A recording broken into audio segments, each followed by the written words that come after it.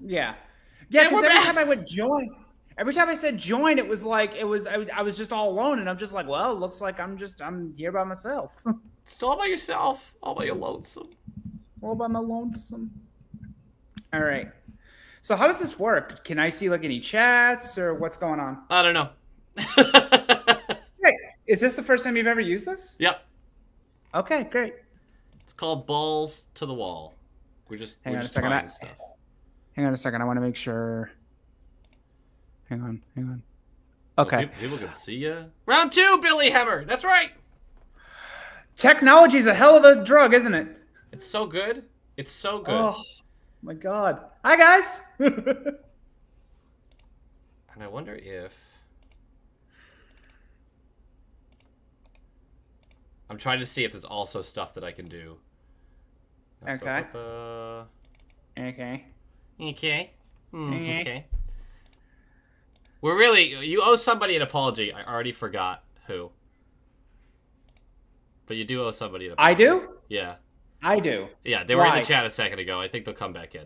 I think they will. Okay. Can you tell me why, or are we just gonna... I'll let them explain it because I'm actually on your side, so that's always fun. What's up, Scarlett? Oh, okay. Oh, man, it must be really bad if you're on my side. Yeah. Your camera's so jittery on the live stream.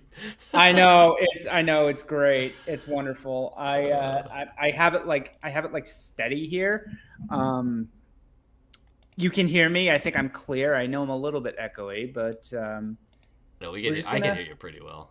We're just gonna fly, man. We're just gonna do it. We're just gonna go through our rankings, and I'll probably agree with you on most of them, but not all of them. Oh, I already know I'm gonna. Not. Yeah.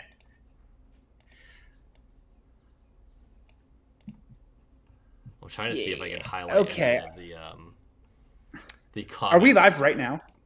Yeah. Oh yeah. Oh yeah. I didn't warn you at all. Just, as soon as we had you in, I was like, "We're going live. Here we go." This is such a professional outfit. Oh yeah.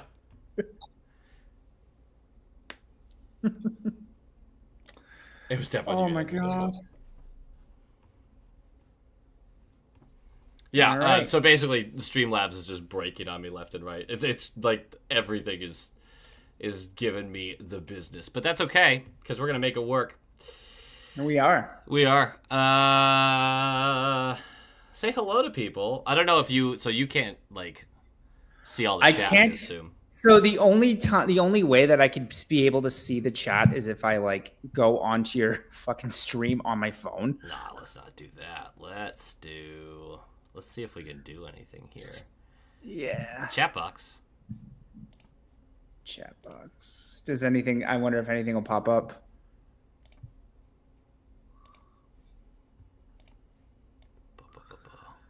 I like how people are just watching us mess with this in live time. It's fine. Camera 1, camera 2.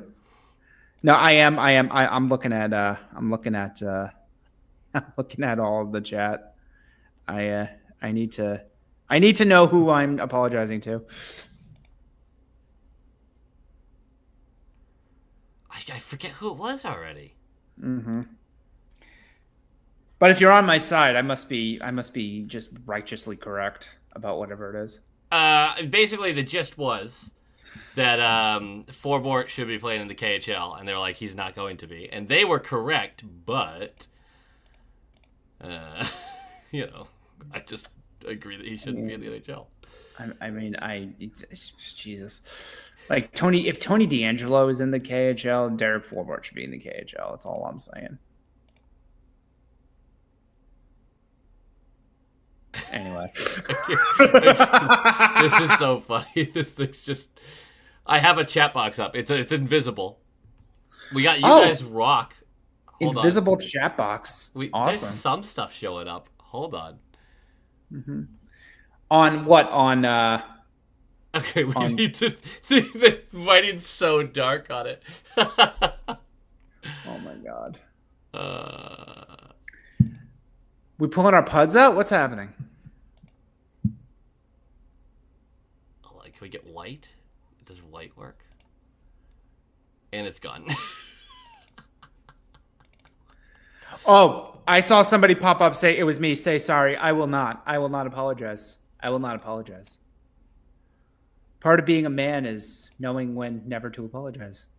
I've heard that before. I don't know if it's like accurate, but you know. I think I learned it from you, actually.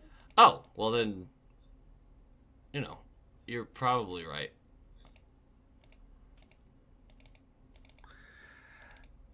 Scarlett, if you saw the comments that Swayman made at the Jimmy Fund telethon last, I believe it was Wednesday, there is literally nothing to be worried about. Oh, what did he say? He said we have comments. We have comments popping up. We do have comments. There we go. So he said that all he's worried about is becoming a better goalie and being with Boston, and just the contract stuff will take care of itself, and he's not worried. Sounds very MAGA. We're gonna keep the politics out of it, but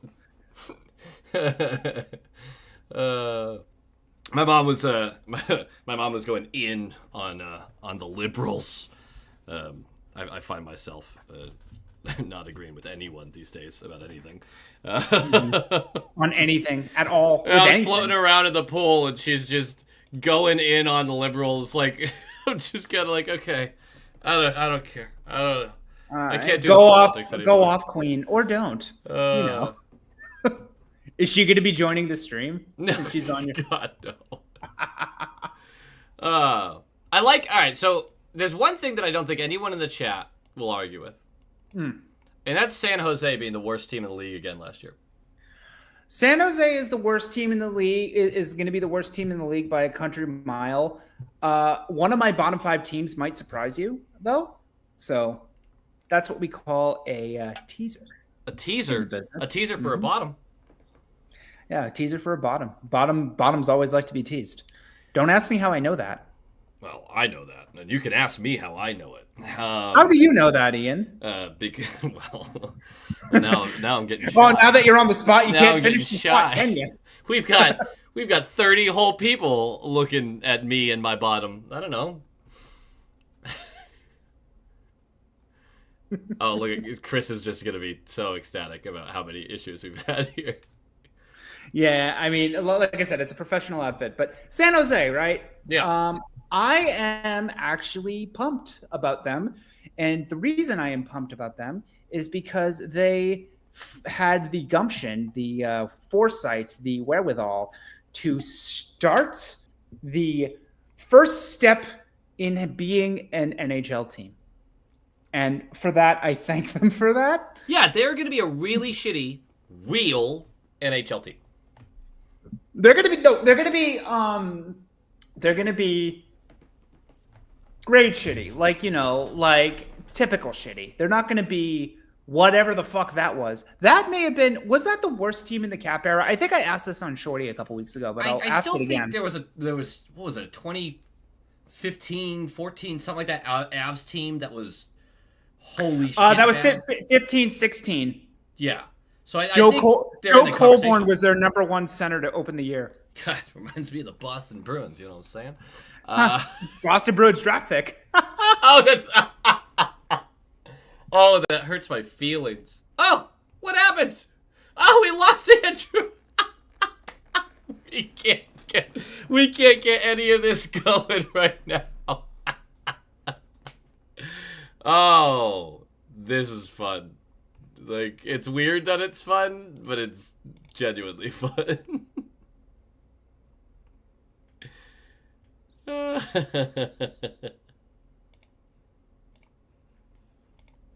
I don't know what happened to him.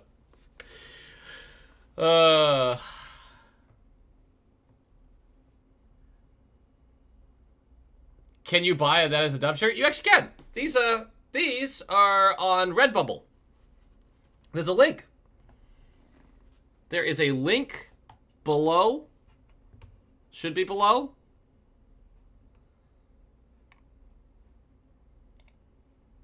I actually don't know what happened to Andrew. I think he actually might be dead. Oh no, those are just my friends texting me. That's not him. His power probably went off or something like that. What was the last thing he said? Was it even good? Was it even, like, insightful or interesting or intelligent? Probably not. Knowing Andrew, probably wasn't. Anyone got we'll just skip them. Anyone got an issue with Chicago being 31st? I think that's exactly the same as I had last year, too.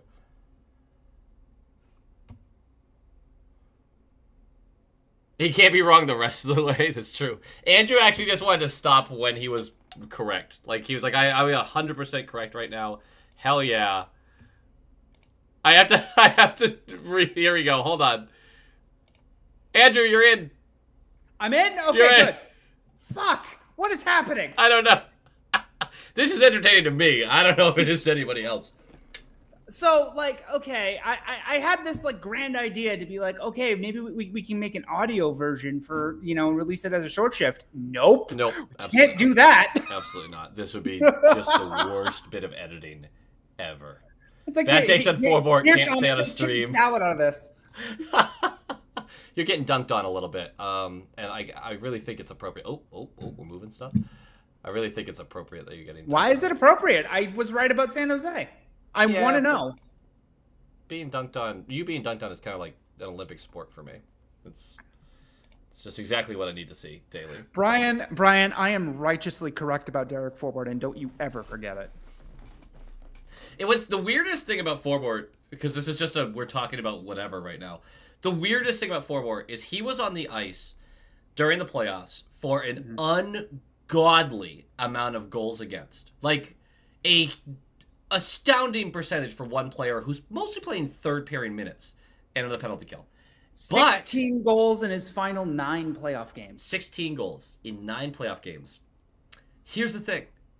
Out None of of them those were his 16, fault. none of them were his fucking fault. Maybe 1 or 2. But the large majority were not his fault. And you were just like, and people were like, these forwards on the ice. Like, yeah, I understand how maybe the play that happened before the goal was his fault. And that I'll give you. But, like, they weren't directly tied to his failed clearances or his lack of coverage. Or it just happened on the other side of the ice. And everyone like, forward. I will respond to that with a butterfly flaps his wings in California, creates a tsunami in Japan. It's always Forward's fault. Fair. So wait, is it going to be Forward's fault when we lose games this year? Is he still flapping his wings in a Bruins jersey? No. Then no. Although call me crazy, I don't think the Bruins are losing a game this year. I think the quest for 82-0 is on. The quest for 82-0 is on. I think they'll get about 60% there.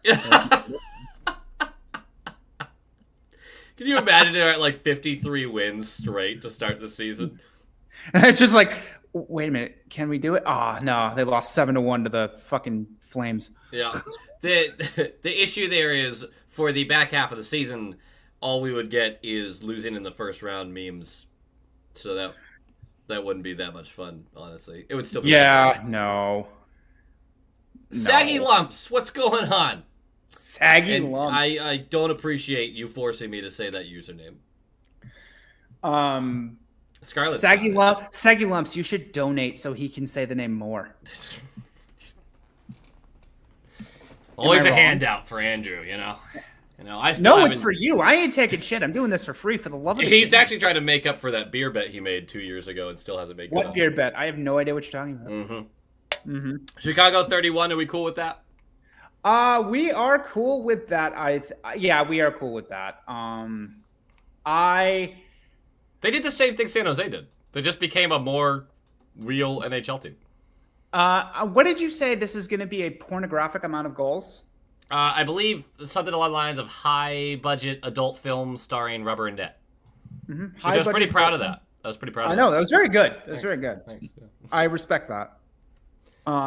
Yeah, I greatly enjoy what they did because the quest for Connor Bedard 100 points is on. Does he get it? Yes. Oh, yeah. No, if they stay healthy, that's a 100-point season for Bedard. That's like a first-round pick in fantasy, I think, already. Even with 100 points, it might not. It might be like a second round pick. But either way, very high pick in fantasy. Well, I am in for the first time in my life. I am actually in a fantasy league. So thanks for the tip. Actually, one of the best things about The Athletic is their fantasy coverage. It's really fun. All right, I will keep that in mind. That man, we have 18 teams in our league, and that 15th place trophy is going to hit like crack. We might expand this year too. The low qual league might. We've got 12, Hell but yeah. people keep wanting to join, so we might boost that up a little bit. Hold on. There was a comment that I wanted to. Oh, Brian Walnuts. In fairness, I love stay-at-home D-men and think they get crapped on in general because you only notice them when they make a mistake. Let's see. Brandon Carlo, come on down. Brandon, but yeah, you only notice when he makes a mistake, but you only notice when you make a mistake. But how often do we notice Forbort versus how often do we notice Carlo? Fair. Carlo's so great though. Carlo is not. I have. This is my view on Brandon Carlo. My overarching view on Brandon Carlo. He is not an elite defenseman, but he is elite at the skill he is there to do. Before I want to answer one other comment, but before I do, who's your 30th place team? Calgary. Okay, well, they're 29 for me, so I think we're in. Damn it, Saggy Lumps! Damn it! Saggy Lumps, thank you for the $1 donation. There, I said it for you. Thank you. Genuinely thank you for spending your hard-earned money so that I can say Saggy Lumps again. Man, they got froggy on that one. So yeah, I have Calgary at 30. They, for my money, have the worst depth in the NHL. Yes, like a lot of names that you would go, yeah. I think I know that guy, but they're not like good. Yeah, I mean top like if you look at their top pair, Mackenzie Weegar and Rasmus Andersson. I'll take that as a top pair. It's not like a high-end top pair, but I'll probably take that as a high-end second pair for a playoff team. Yeah. And then you look at Nazem Kadri, who was still productive. Kuzmenko, who found something at the end of last year, which may have just been garbage time, but we don't know. And then you have Huberdeau. It's only $10 million, dude. And it's only like 7 more years. It's only $10 million. But then you get past that, man, they are relying on a lot of young guys to step up. Coronado, they're relying on Walker Duehr to take another step. They are also Bruin great. Daniel Vladar is the starting goaltender to start the year. Yep. Wolf better be ready. He better be ready. Wolf What's up, better be fucking ready. Real quick here, puck off. Montreal 30, San Jose 32, and Anaheim 31. I'll push back on Montreal, but we will get there, absolutely. Yeah, we'll get there. Also, the thing I wanted to point out is the last year for Monty, stick a fork in him from Scott. This is the last year of his contract. This has to be a good start to the year, because if it's a good start to the year, he will be extended. Mm-hmm. I think. How hot is his seat right now? It's not. Is it like tepid? Is it cool? What is it? Well, last year of your contract, it's got to at least be tepid, but that's about it, because his regular season success is not how you define the Boston Bruins, but it has been excellent. And last year's team had no business sniffing a President's Trophy, and yet the last week and a half of the season, they were right there for it. Exactly. So yeah. That's a tough call, and I honestly don't envy Sweeney here with that one. My 30th place team was Columbus Blue Jackets, and then Calgary was 29, so we just talked about Calgary, but I'll talk about Columbus for a second. They might be a little higher. I'll flip-flop them. I'll pretty much flip-flop them. Oh, you have Columbus in that range? Yeah, I have Columbus around 29th. Basically, dude, it's just sad. Talk about an easy team to root for, because they've got a bunch of young guys. They've got some vets on the team. They've sucked forever, even though they had that 4-year stretch of making the playoffs that no one remembers because they were. No. They have sucked forever. They had that 4-year stretch where they were a typical actual also ran team where they were right on the edge of good. Yes. That second, The funniest thing that's happened in the last 20 years, which was the Tampa Bay being sweep is the swept. greatest thing Yeah. that's ever happened. That was hilarious. That was worse than the Hold on, actually, hang on. Was that the worst thing to happen to the Tampa Bay? Was that the worst thing to happen to the Columbus franchise? Because you know what that did? They went all in that year. They kept Panarin. They kept Duchesne. They kept Bobrovsky. Yep. All on expiring contracts. Yep. They all leave in the offseason. You're seeing the forest through the trees here. Yeah. I'm not talking about that. Oh, you're not? No. Then I'm not well, seeing I am indirectly talking about that, but a consequence of that. What's the consequence? Fucking Yarmo. Oh, God. Who had been with that team for over a decade, right? And he was there for another half a decade because that was something he could hang his hat on. That was bad. That's actually every team that needs a rebuild's like worst fear is that you just have a great season out of nowhere and it keeps you terrible. Their worst fear is you have a great season. Yeah, but the one, and it's not even a great season. You swept that juggernaut President's Trophy winning team, and then you got caved in by the Bruins the next round. And that Bruins series never felt like it was in doubt either. As a Bruins fan, I never thought we were losing to that team. I thought it was a miracle they were there. Was that I don't even remember. That wasn't a sweep, right? No, it was 6 games, I think. That went 6? I think it did. Am I wrong? Somebody help me here. No, you're right. Holy shit. God, am I? My memory doing stuff right now. That was the most sweep-tastic 6-game series I've ever seen. Yeah, no, it just didn't feel. Yeah. They did not overachieve and Andrew's my witness. They did! Come on! They did! No, Chris did pick them to win the Atlantic. No, that's fine. I think they overachieved, though. What do I think about Utah? I'll get there, but I am a Utah hater for the dumbest reason you can think of. Yeah, it's so fucking stupid. You You are the messiest bitch. I'm a messy bitch. I am a messy bitch in a lot of ways in life. You should have met me when I was younger. That was... You want to talk about making a mess. Dude, I don't think we'd be doing a podcast if I met you when you were younger. I used to shit where I ate all the time. It didn't matter. Didn't matter the scenario. Like, I was messy. I was messy. Mm-hmm. Don't forget they beat the Leafs in the qualifiers. Didn't they beat the Leafs in the qualifiers and then lose to the Bruins again? They beat the Leafs in the qualifiers and then... No, they got smoked. They lost to the Lightning. Was it the Lightning after that? I think you're right. Yeah, because the Lightning went on to... Yeah, I think you're right. Yeah, that was the series where Korpisalo had 84 saves in a game. Wyvern Slayer, I remember that. The puck that went up into the net and ended up losing us the game. Yeah. Yep. Yup.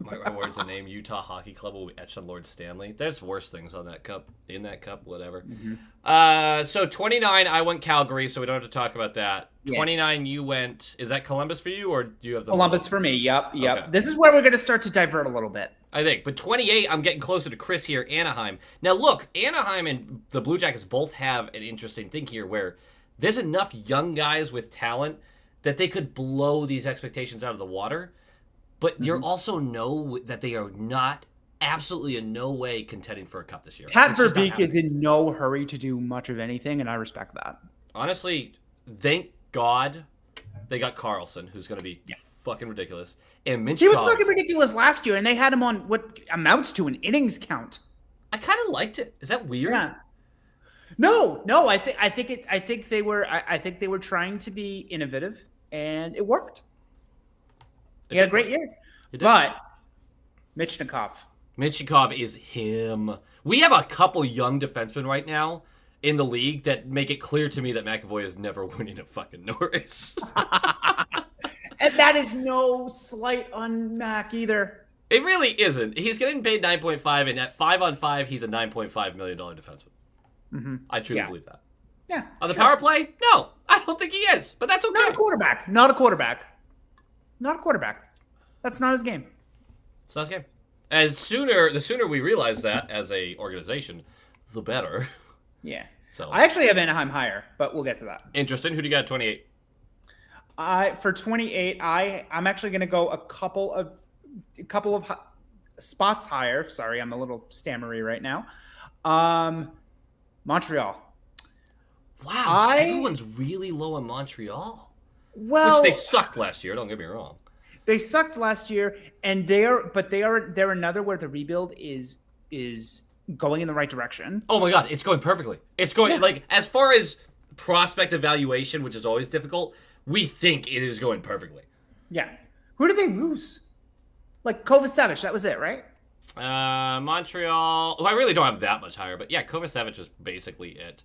Yeah, like they have a lot of cheap contracts. They have $10 million to play with that not a lot of other teams do because of the Carey Price situation. They have vets that they're ready to trade off. Exactly. I mean, they got 2 firsts for Sean Monahan. Respect. Yeah, some dumbass team signed him to a $5 million deal for 4 years. By the way, that was Columbus. I know, the fucking idiots. I hate them. I want to root for this teteam. Fucking dumbasses. They suck. Why are they so bad at what they do? And honestly, I want to take what's his name again? It's because of V. The mammoth Voronkov. I want him as a Bruin. He'd be a great Bruin. He's a monster. He's a monster with great hands. Yeah. And as far as monsters go, this is truly the guy that gets you in the corner, and you are afraid of how you're leaving that corner. What is he? 6'5", 240, but he's like not like he's 6'5", 240, but he's not like lumbering. I don't want to say fat, but no, he's just you know what massive. I mean. He's not like he's not a lumbering stupid thing. Over the next couple of years, this guy is going to get called for a couple of charging calls that aren't charging. It's just he's going to annihilate people with 2 minutes for being big, and he's big enough. It's literally going to be that he's big enough to catch people in open space. It's going to be nuts. He's so good. He's not going to be like some superstar, but as a middle six guy, fuck, I would love him on the Bruins. Mm-hmm. But yeah, Montreal. Go back to Montreal for a second. Yeah. Chris just said it in the chat, and it's something that I've talked about with them for a long time. Year away from being a year away. I think they're bad again. Mm-hmm. I think Montembeault, his metrics last year were great. I think he played way over his head, and that defense, I don't know if that defense is going to develop anymore this year. And he may come back down to earth. If he crashes back down to earth, Caden Primo better be ready. Yeah, holy shit. Montreal, and even their fans, I think, which surprised me, all of them were like, we're good. Another losing season, but we're fine. We're happy. Fine with it. We're happy with where we're at. They have the last 2 drafts, they have gotten somebody in the top 10, top 5, top 10, that each time they're like, how is that guy available there? Like, this is a top 3 They blew it with talent. Michnikov, though. Huh? They blew it with Michnikov. Yeah. Yeah. They blew it with Michnikov, but you understand the reason because there's still that sort of that Russian factor that happens sometimes with. I mean, the Canes are about to reap the benefits of that. 3 years ago, their whole draft was Russian basically because they were like, we get everyone 30 spots farther back than they were supposed to go. Hell yeah! And that Nishkin kid is gonna light the league on fire. Man, they deal with market inefficiencies better than any team in the NHL, and I hate saying that. They're throwing out Justin Brazeau immediately. We talked about beasts with fucking good hands. So he's listed. That man is listed at 6'5", 220. Brazeau. Bullshit. Wait, hold on. Brazeau? Yeah. Bullshit. He is 6'7", and he is 250. No way he's 250. He's 250. No way he's 250. He's 250. No way. All right, someone's gonna clip that, and that's when he signed an AHL contract with Providence. He went into Providence training camp, and they immediately turned him around to Maine because they did the conditioning training, and he was 290. That man is not 220 pounds. We're talking about Brazeau? Yes. What? What the Yeah. fuck? Yeah. All right. He of 61 goals for the North Bay Battalion in juniors because he was literally eating them over there. I'm with Puck Off on the latest comment, though. Brazeau probably doesn't make the opening night roster. And people are very upset about it, but... I disagree. I think he's a 13th forward. I don't think there's anything for him to okay. do in the minors. Let's semantics this, then. Yes, a 13th. He's not on the ice. Oh, Brazeau is a dog, though. Okay, Brazeau is a dog. No. I'm not being bratty here. You're not saying he's going to be sent to the minors. I'm not assuming he's going to be sent to the minors.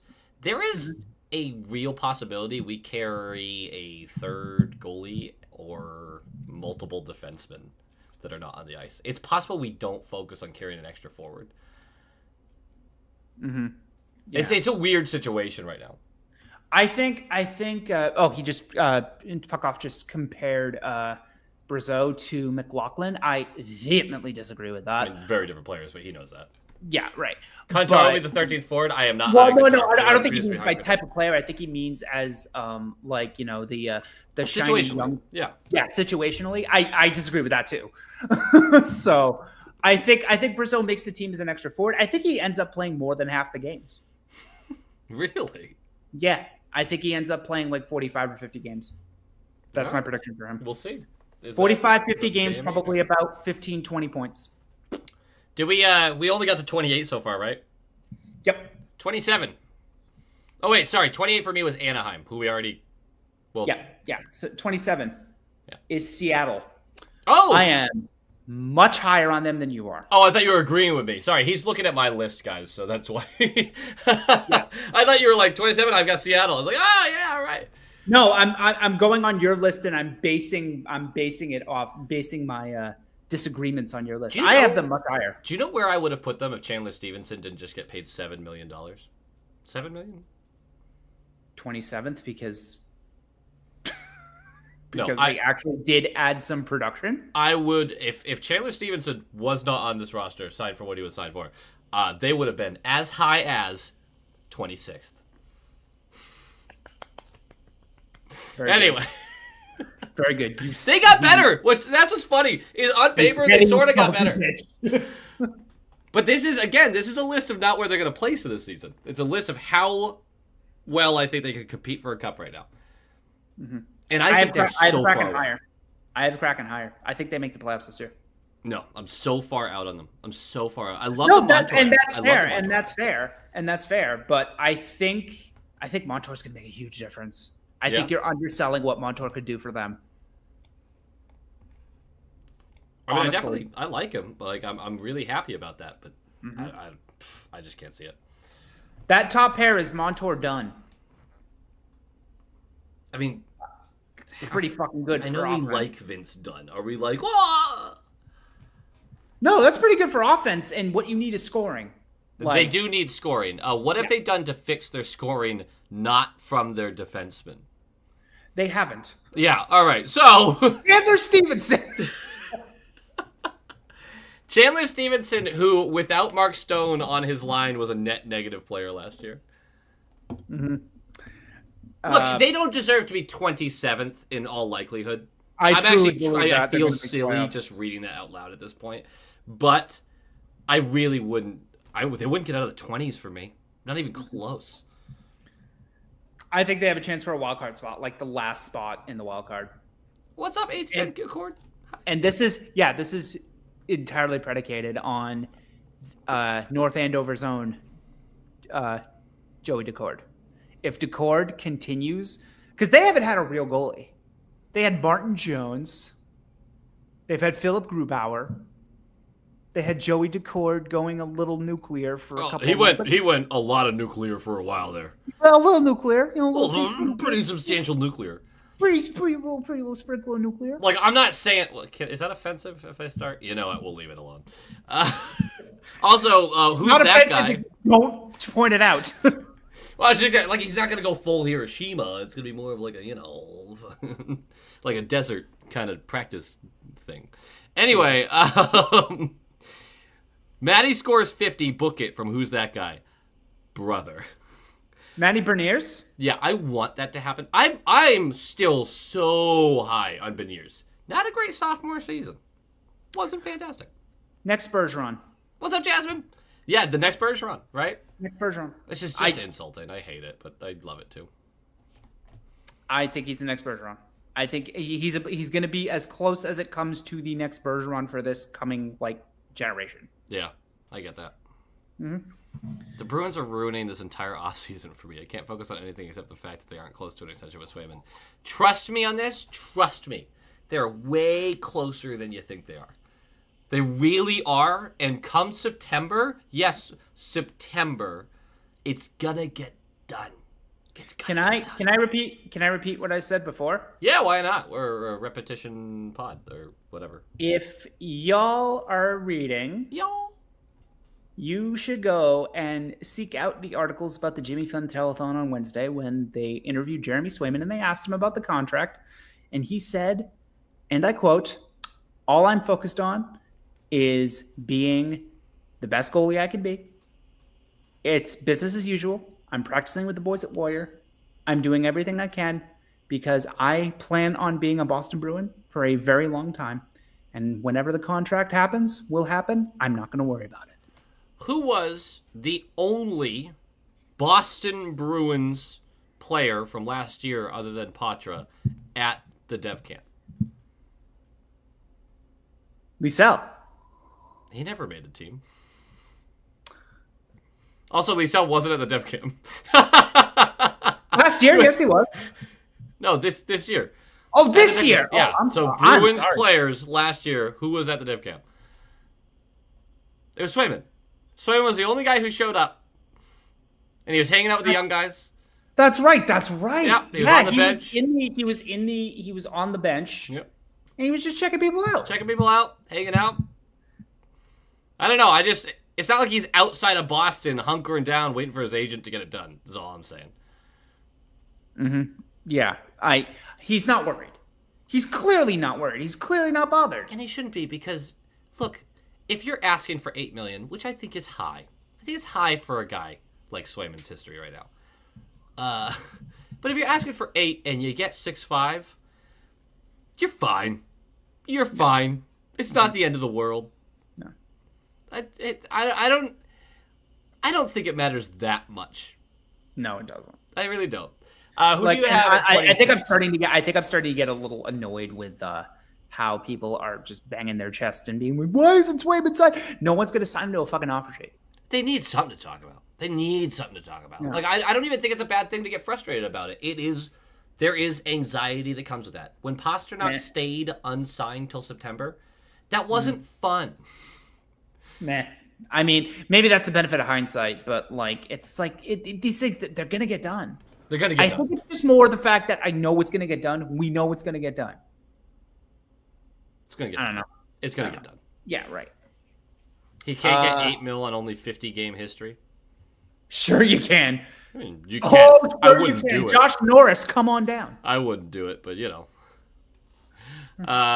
26. I have the Flyers. You are correct, sir. Oh, you also have the Flyers. Yeah. Nice. That team's dog shit. John Tortorella is fired by January. Yeah, that team is dog shit. That team is not good. But Mishkov. Yeah. Who might be really good. He's not going to be save the franchise good in his first year. He might be Nail Yakupov. I don't think he's Nail Yakupov. Neither did Nail Yakupov. All right. I would like to ask Yakupov about that. Be like, hey, when you were getting drafted, did you know that you were Yakupov? Did you? he'd be like, how'd you get this number? Why are you naked on my porch? Please leave. Wow, that's large. Anyway. Thank you, Yakupov. I appreciate you. Answer the question. At 25, this is where I have Montreal, who honestly hate the Habs. Hate them. But so impressed by their process of the last couple of years. Mm-hmm. Think they're doing great. Puckoff said Flyers are way better than that. No. Oh, man. Oof. I don't disagree. Who's their starting goalie right now? Peterson? Nope. Is he even still on that squad? He is. Yeah, okay. Good job by me naming someone who plays for them. Good No, job. it's that Russian kid. It's the big Russian kid. He's not either. He had like a save percentage of like 860. No, he's shit, but I thought he was still their star. No, it's Samuel Erskine. That's right. I knew that too. That guy saved me 1 week in fantasy. Ugh, I'm so dumb. I'm so dumb that I can't name this nonsense goalie for a team that I don't like.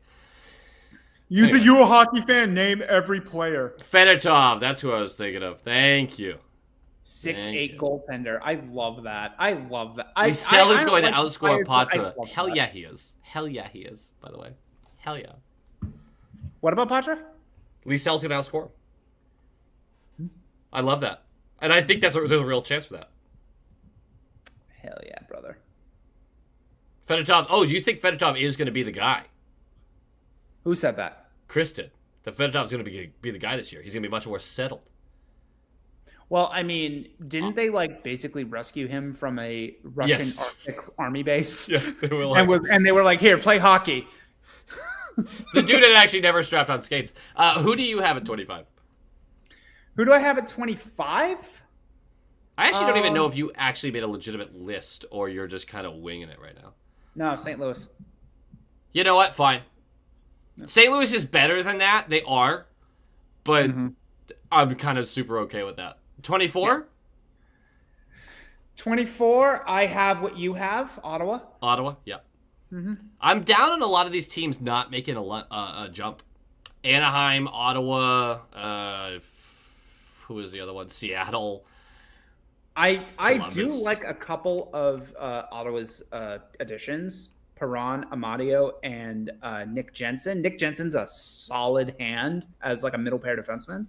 Sure. And of course, Linus Ullmark. The team will be better. But the Atlantic is still fucking loaded. That's a huge reason I have them as low as they are. Yeah. And also, even if that team got into the playoffs, I can't see a world where they're competitive unless Ullmark goes fucking nuts. Philly did start really hot. Sorry, I'm like reading chat while I'm... No, that's okay. That's all right. Oh, this is Scott. I'm so much higher on Lysell than Merkulov or Kuntar. So much higher on Lysell.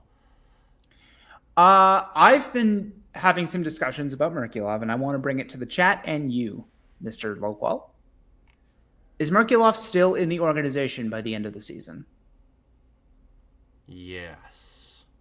He carves out a third-line role due to an injury, and he's actually trusted to do what he's supposed to fucking do, which is shoot the fucking puck!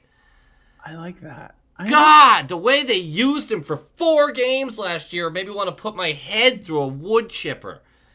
Didn't they like start one of those games with him on the top line and then he had 2 shifts and Monty was like, no. No, he started in the 4th and then they bumped him up to the 1st because somebody like got no. It was a game where we had 1 or 2 shots in the first period, or a bunch of those.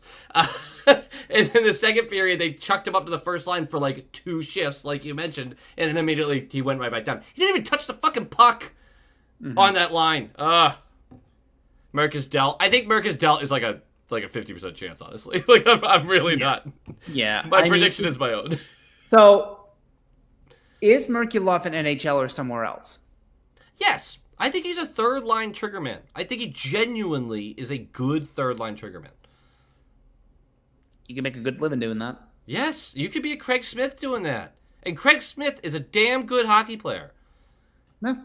Time hasn't been kind to him the last 2 years, but he had a damn good hockey career. Yep, exactly. Yeah, but yeah, exactly. Yeah, no, you nailed it. Craig Smith, man, shit, $3 million a year, just huck shots at net.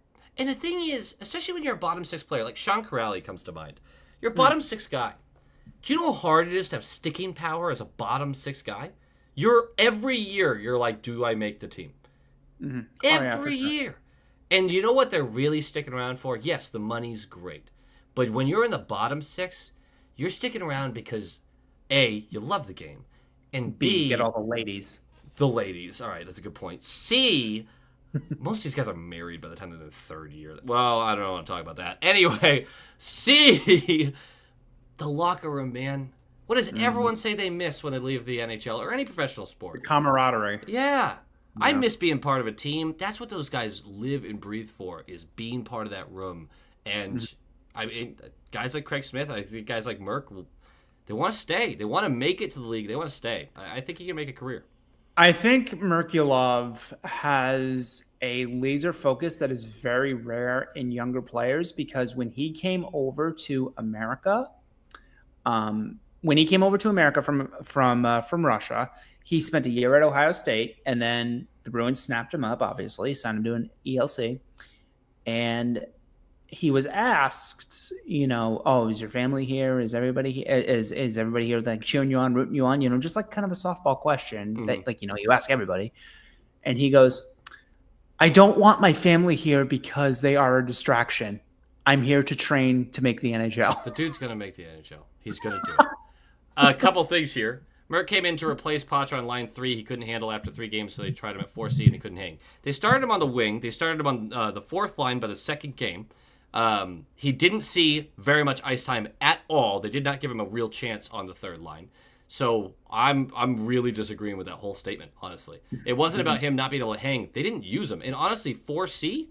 No. What? That's not the player he is. Honestly, love Monty. Love Monty. I don't think he wanted any. I love Monty. Mixed bag. Well, I'm about to kind of shit on him a little bit. He wanted nothing to do with Merkulov. And I don't think he did either. Yeah. Wanted nothing to do with him. And he proved it. He proved it in how he used him. I love the prediction, though. Freddie is an impact player, top 6, or driving a line as a center. Scott, we need that. 3C, drive the line. That's what I would love to see. Do you want to see Patra on the wing? I really don't. I think it's important that he's a center for the future of the team. If he spent this year as a winger and he was impactful, fine. But the team should be consistently like, center is your future. You're going to be a center in this league because we really need it. Yeah, look at this. I don't want to see him anywhere near the wing. You're proving my point, man. 15 minutes, 3rd line, then 8 minutes on the 4th line. Like, Trent Frederick. I totally disagree. Couldn't hang. Totally disagree. Trent Frederick is an interesting case for me, and I disagree with that too. And I think he's proven that he's nothing more to prove in the AHL, so it's a kind of a make or break year for him. But Trent Frederick, go back to Trent Frederick for a second. Yeah. I don't want him at center either, because he has proven he can drive his own lower line on the wing on either side. I'm not really going to argue with him. I like him on the right. I think he plays better on the right. That there's a sort of versatility there that is absolutely just needed and vital. And man, having him attached to Charlie Coyle's hip for a while, a couple of years ago, was the best thing that ever happened to him.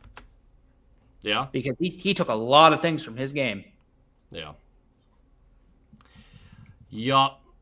All right, where are we at? Because, all right, 23, that's where I have the Blues, who just, there's not a lot to talk about with them, just because they have who they have. No, there is.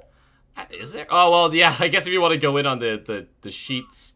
There absolutely is. The offer sheets. Well, that and Torrey Krug might never play again, which is very sad.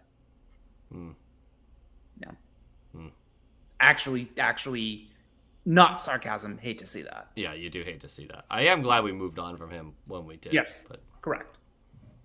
But man, what did so we had Thomas in our group chat. What did he say? Signing one offer sheet off a team is shitty. Signing 2 offer sheets to the same team is disrespectful. I liked it.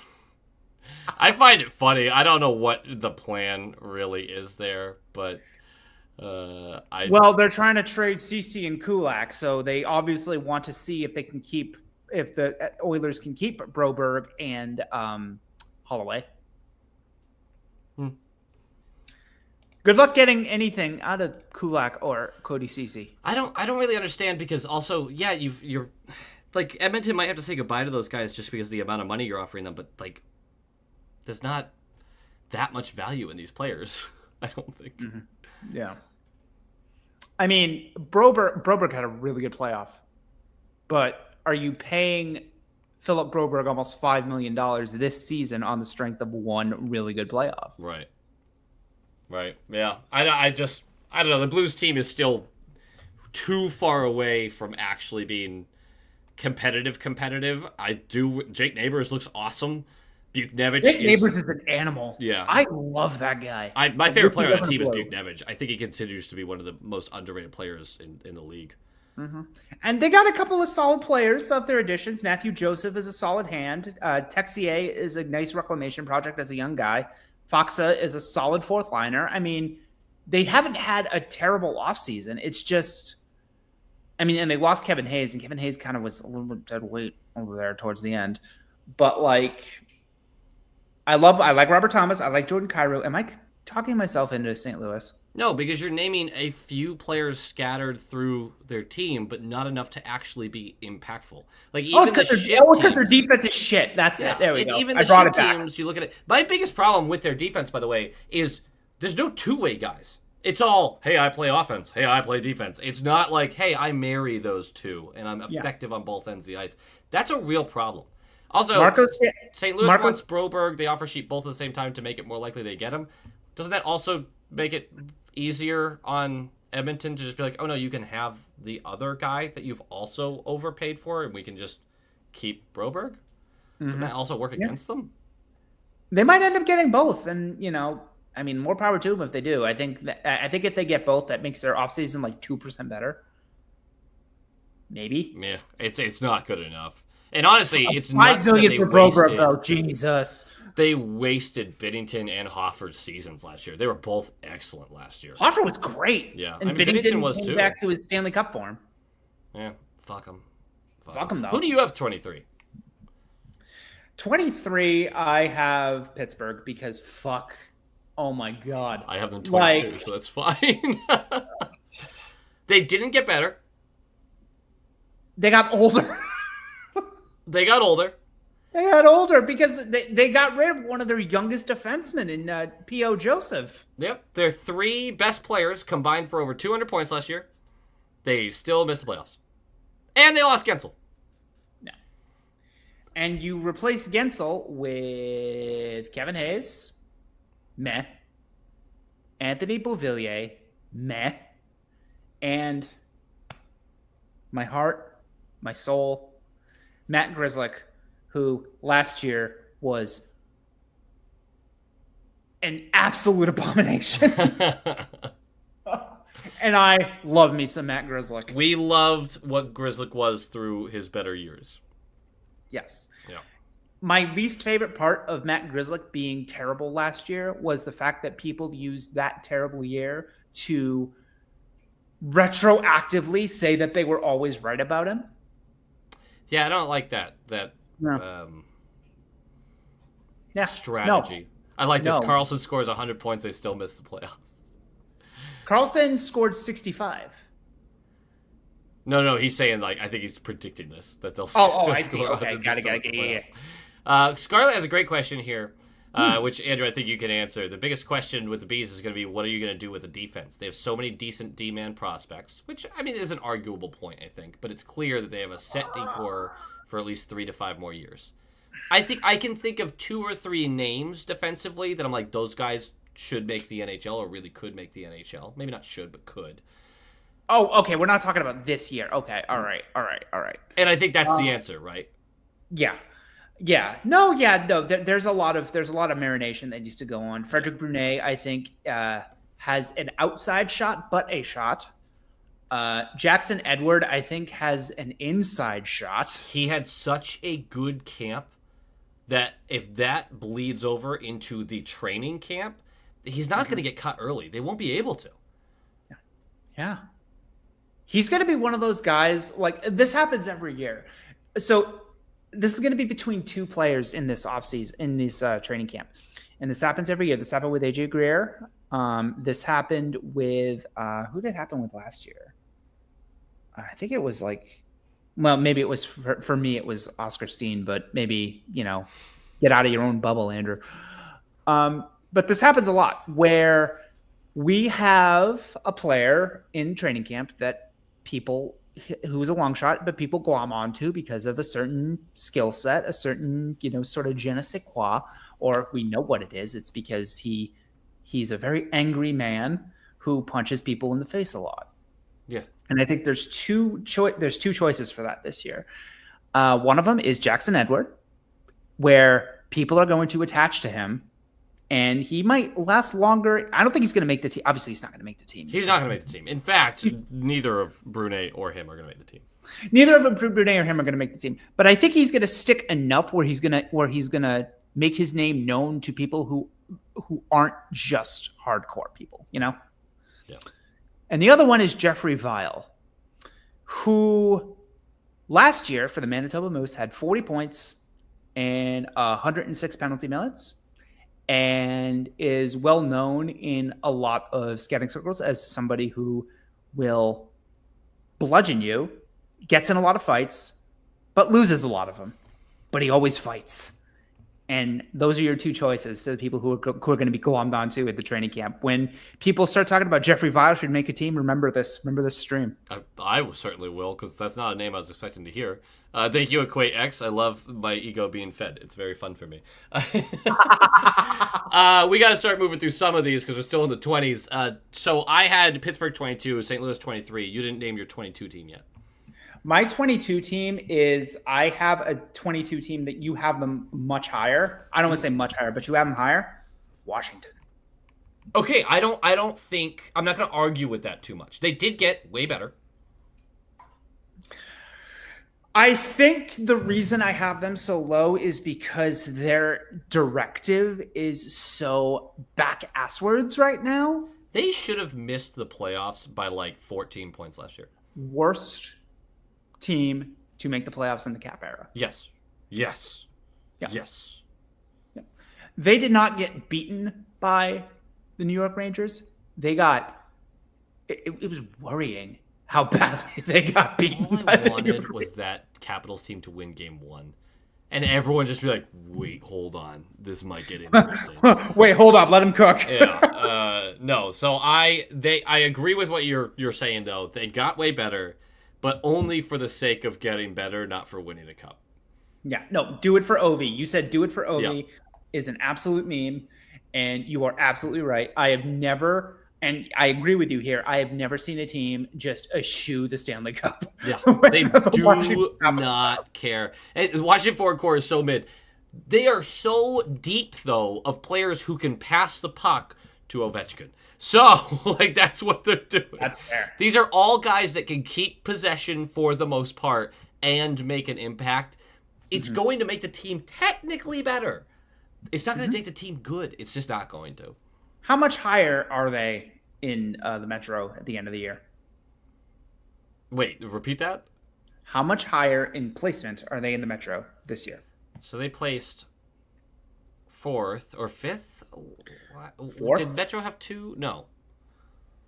I'm trying to think of the playoff teams right now. Damn. They were 4th. They were the 4th. Okay. I think they missed the playoffs pretty easily this year. Even with how much better they got, I think they missed the playoffs. They got super lucky last year. What was their goal differential? Minus 31? I think it was in the 40s. Hold on. I'm talking about ass. Hold on. We can find out so fast for this. It was in... Oh, there's not going to be an easy goal differential one. That's fine. Okay, we'll do math.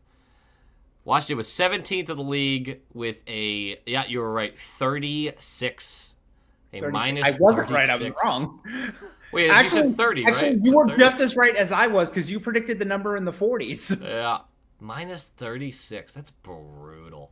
That's so bad. They either won a one-goal game or they got fucking plastered. Mm-hmm. That's a hell of a living if you can skate by the skin of your teeth and then get fucking killed. It would be really funny if they went on a run, though. So What are you gonna do? Exactly. always be really strong on Dylan Strome to this day. I mean, I'm not gonna shit all over him or anything like that. That team's like a real hockey team. It's just, I like Dylan Strome. Perfectly serviceable 50-point center who we have like 3 of those potentially this year. So yeah, you know who I don't like? My 21st ranked team, which I'm surprised I didn't get more. I am so much higher on them than you are. I'm surprised I didn't get more comments about this team. I put the Los Angeles Kings, who made the playoffs last year, at 21. And I know, I guess, I put the Capitals at 19. We'll get there, but like, they made the playoffs the way back. But the Kings got so much fucking worse. Yeah, they did. They got way worse.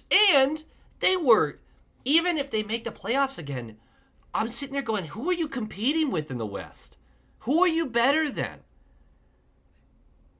I'm going to let you spin out here because this is where I call you a messy bitch a lot. Here is where you are the messiest of bitches. Because I hate the Kings. I hate the Kings. And for those of you in the stream who are unfamiliar, anytime you ask him the reason, he changes his story, so we will never know why he hates them. I do. Today I hate them because Jonathan Quick is bullshit and isn't actually that good. I knew I would get that reaction. Anyway, the sole reason they won multiple cups in the 2010s. I mean, to be fair, 2014, that was a team effort. Yeah, I know. 2012, the luckiest saves. They were lucky. He still got his body in front of him. Can I just be a hater? Can I just be allowed to be a hater? Who's that guy's got this right? I need another Edmonton Kings series. I need it. I love them for some reason. I really get into them. Why? Is it because they kick the shit out of the Kings every year? No, the Kings play them tight. I mean, this last year didn't go super well, but like the Kings like playing Edmonton. They bring it to them. Maybe not like it, but they hate each other. I love that series. Like a typical, just like a typical rivalry. All right, I'm picking up what you're putting down. I'm smelling what you're stepping in. Hold on. Addition by subtraction with PLD. Yeah, sure. Kemper was fucking terrible last year. That's not a fairly comparable. Charlie Lindgren. Yeah. Well, the Lindgren did go off for a while there. He did. That's another part of the Capital season there. No, look. Is 21st a little harsh? Fine. Whatever. But this team got... They lost Arvidsson, which wasn't healthy. He wasn't that healthy that much. Pierre-Luc Dubois, who wasn't great, but he also wasn't like a awful hockey player the whole year.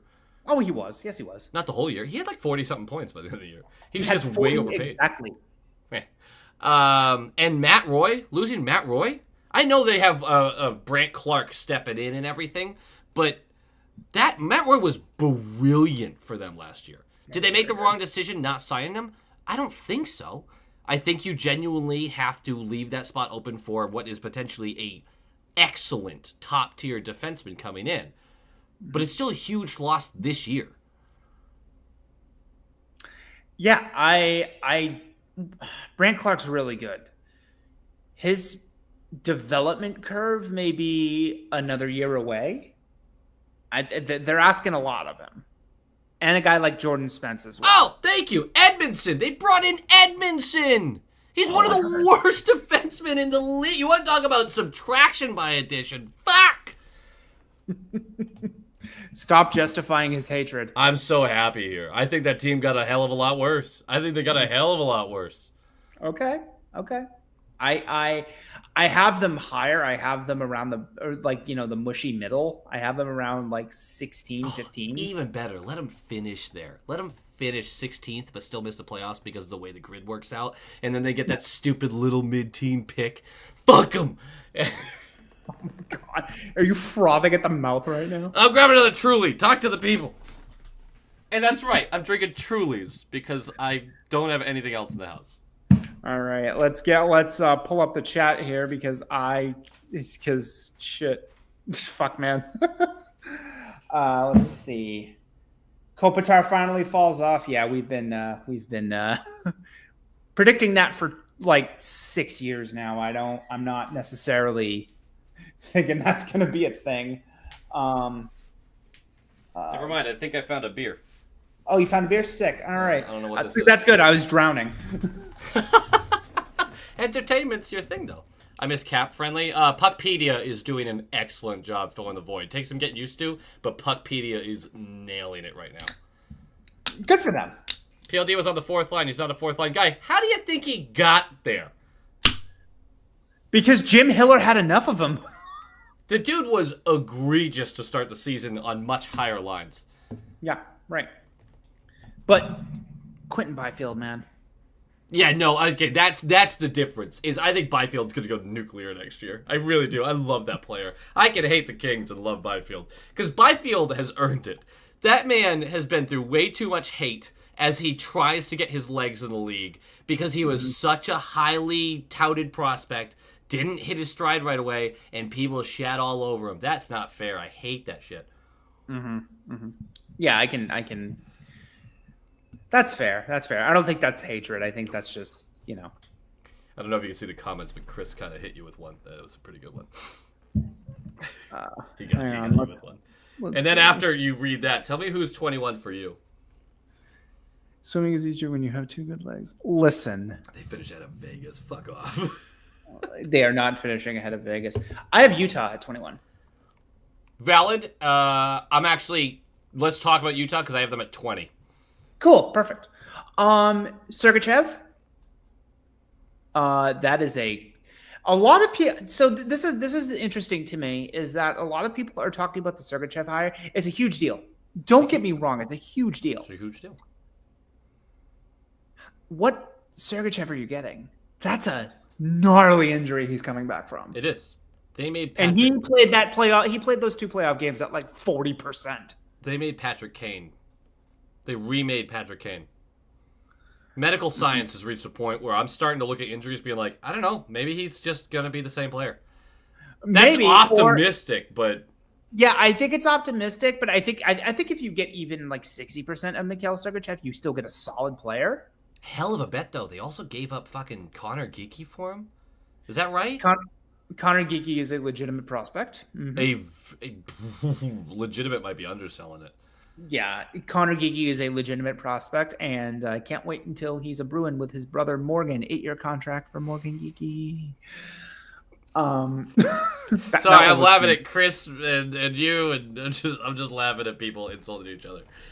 It's fine. It's fine. I've turned my phone off. Utah John makes Marino, playoffs, goes to Stanley Cup final. Bettman's way. Sorry, go ahead. John Marino is another really good. Love the addition. Acquisition. Yeah. Oh, I love John Marino. I think he's a great defenseman. They did it right. Moving to Utah, they showed that they have some chutzpah. Some balls. Well, They have an owner who spends money. Look, there's two things here. There's a negative and a positive. The positive and the biggest reason to be like, this team might really have it this year is because at 19 years old and at 20 years old. Logan Cooley and? Dylan Guenther. Yeah. Those dudes looked legit. Dylan Guenther is interesting because he seems like he goes in and out of the lineup. It seems like they play him pretty infrequently, but whenever he's in, he produces. Yeah, I'd love to watch there. I'd love to watch him a little more because maybe there's something away from the puck we're not seeing that's really egregious. But there's a lot to. But he's putting the puck in the net, and he's passing to people who are putting the puck in the net. Yeah. What do you think? What do you think my negative is there? Not even negative. Biggest question mark for this team. Goaltending. Yeah. Ingram looked awesome for about 60% of the season. Yeah. Ingram looked awesome for about 60% of the season. Can he continue that? And also, the biggest question and something that I have to acknowledge, I am a Karo Velmelka truther. Same, actually. I believe he's much better than he showed last year. Yeah. But they have a lot of nice pieces. They have a lot of good parts, but that Arizona stink is keeping me from putting them higher. And that might be very arbitrary, but that's my list. Yeah.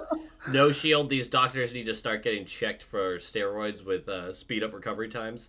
Honestly, HGH, Let 'em. let them. If you're Let 'em. injured, Yeah. genuinely injured, obviously it's so hard to actually regulate that. But Yeah. if they need to use it, I want to watch the athletes play. If they're comfortable with it, hell yeah, bring them out. I don't know for sure. Maybe somebody can confirm this, but I think stem cell regeneration is considered performance enhancing. And the reason I can walk is stem cell regeneration. You can walk? What? Wow. I mean, it's a version of walking. It's a version. It's a version of walking. It's locomoting. But let them do it, man. Let them do it. Let them inject fucking, what is it? Horse fucking, what is it? We were What about to do say they use? sperm. It felt like you were about to say horse sperm. It was on the It really tip of did. your It really tip. did. That's why I stopped myself. I was like, should I say this? Will I ever be invited on a stream again? Pro athletes should be forced to do steroids. Let's fucking go. No, I understand that, like, it's really difficult to actually regulate any of that stuff. But trust me, if Andrew was a professional athlete, he'd be shooting up everything he could get. You are not kidding. I would put the Russian doping, the Russian doping system that they have. I'd put that to shame.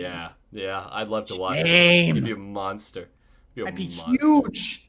And also dead at 35 because that's what happened. Oh, wait, we have somebody who knows a thing or two. Scott, I work with stem cells, not an option. That's interesting. Okay, there you go. Also, we have another expert. No Shield says, dude, horse sperm is expensive. That is Redneck Jedi on Twitter. Everybody fucking you go tag him. Is that doxing? I don't know.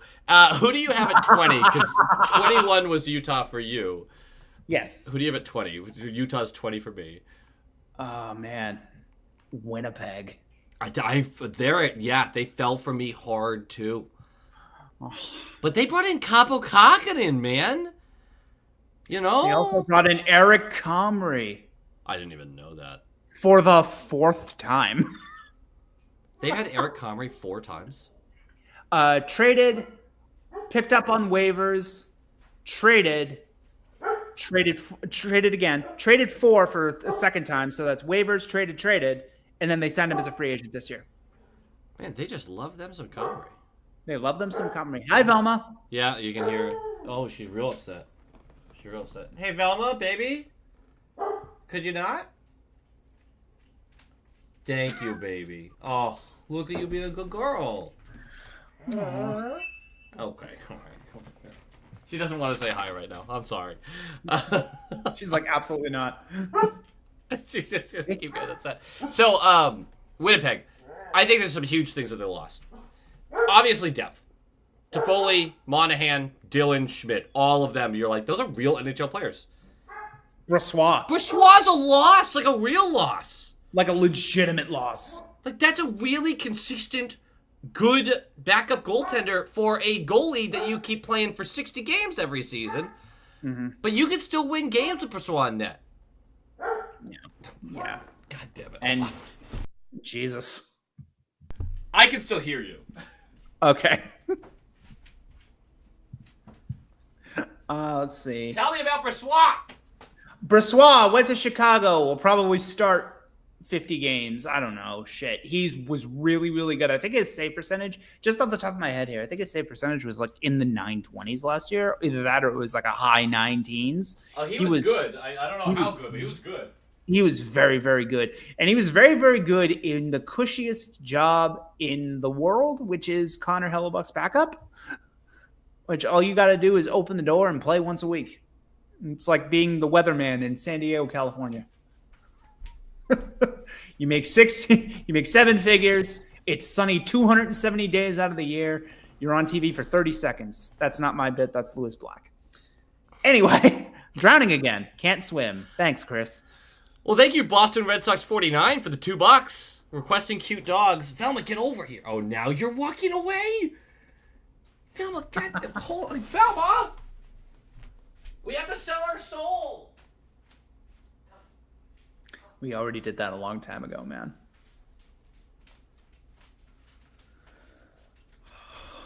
Don't tell the other dogs.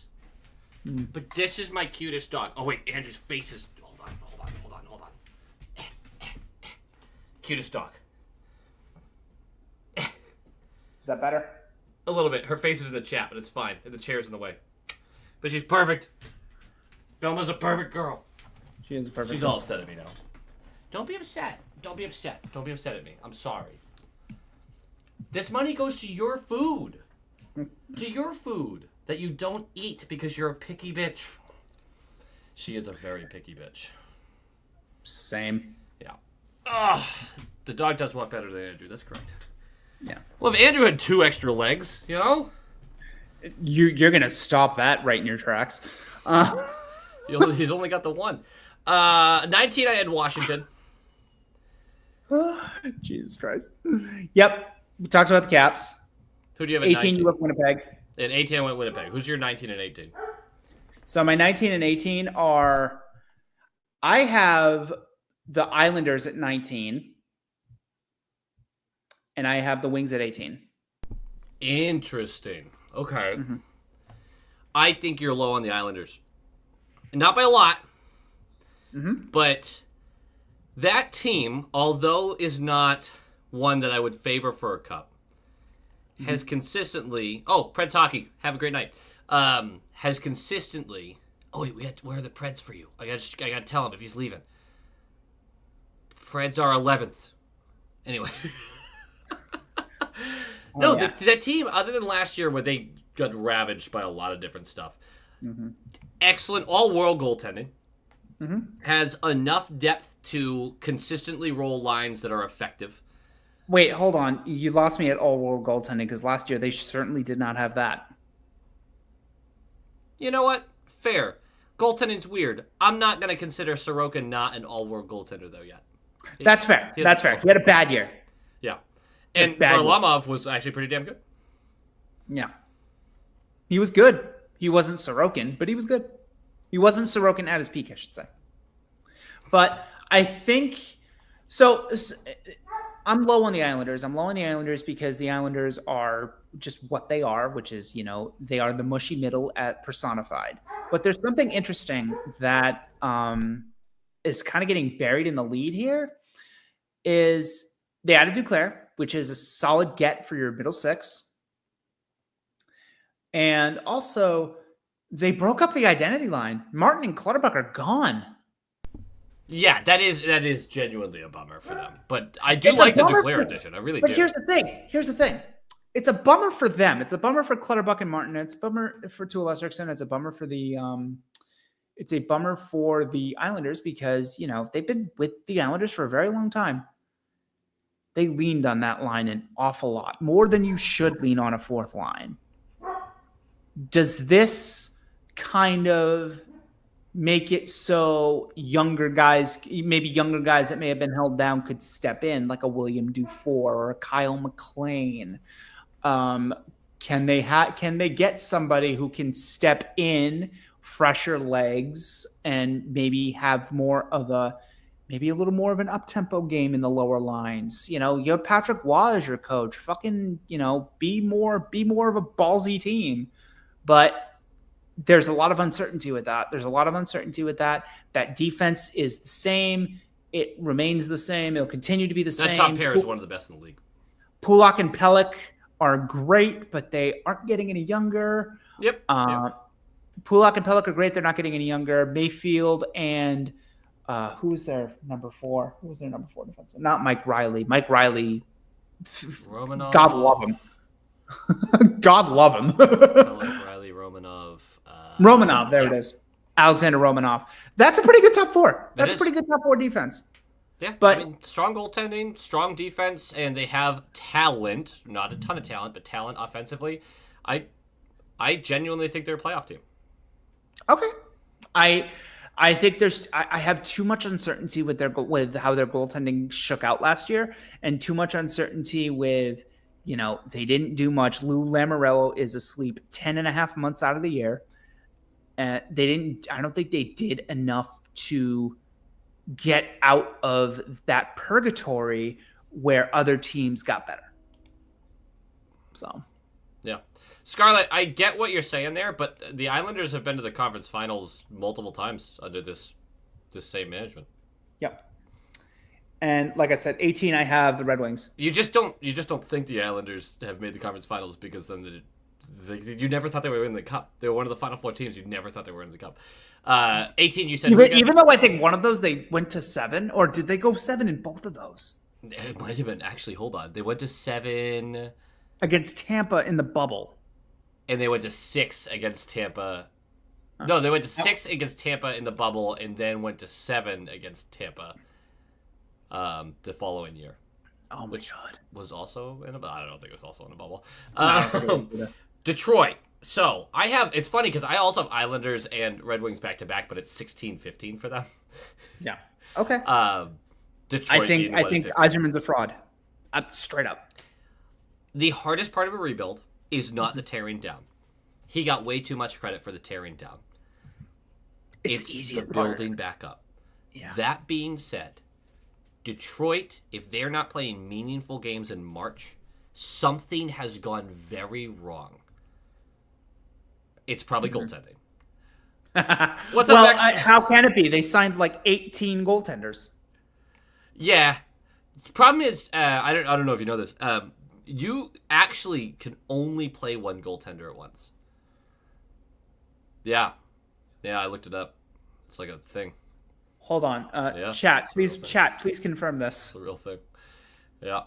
I also found out this last season that if you pull your goaltender in overtime, then you don't get the 1 point if you lose. Who do they have? That's awesome. I love that rule. Who do they have? Husso? Let me just go over to that team. Hold on. Let's just. You can play. I'm gonna try to do it off the top of the dome here. Okay. Husso? Good Lord. Husso, Lyon, Campbell, Husso, Lyon, Campbell, Reimer went to Buffalo, so he's out. There's one more that I'm missing. There is one more that you're missing. Husso, Reimer, Campbell. It's actually 2 you're missing. No, Husso, Lyon, Campbell. They didn't. Talbot's still on the Kings, right? Nope, Talbot's the guy. Hold on, dogs won't stop barking. Okay. All right, and then chat with the one more. Help me out here.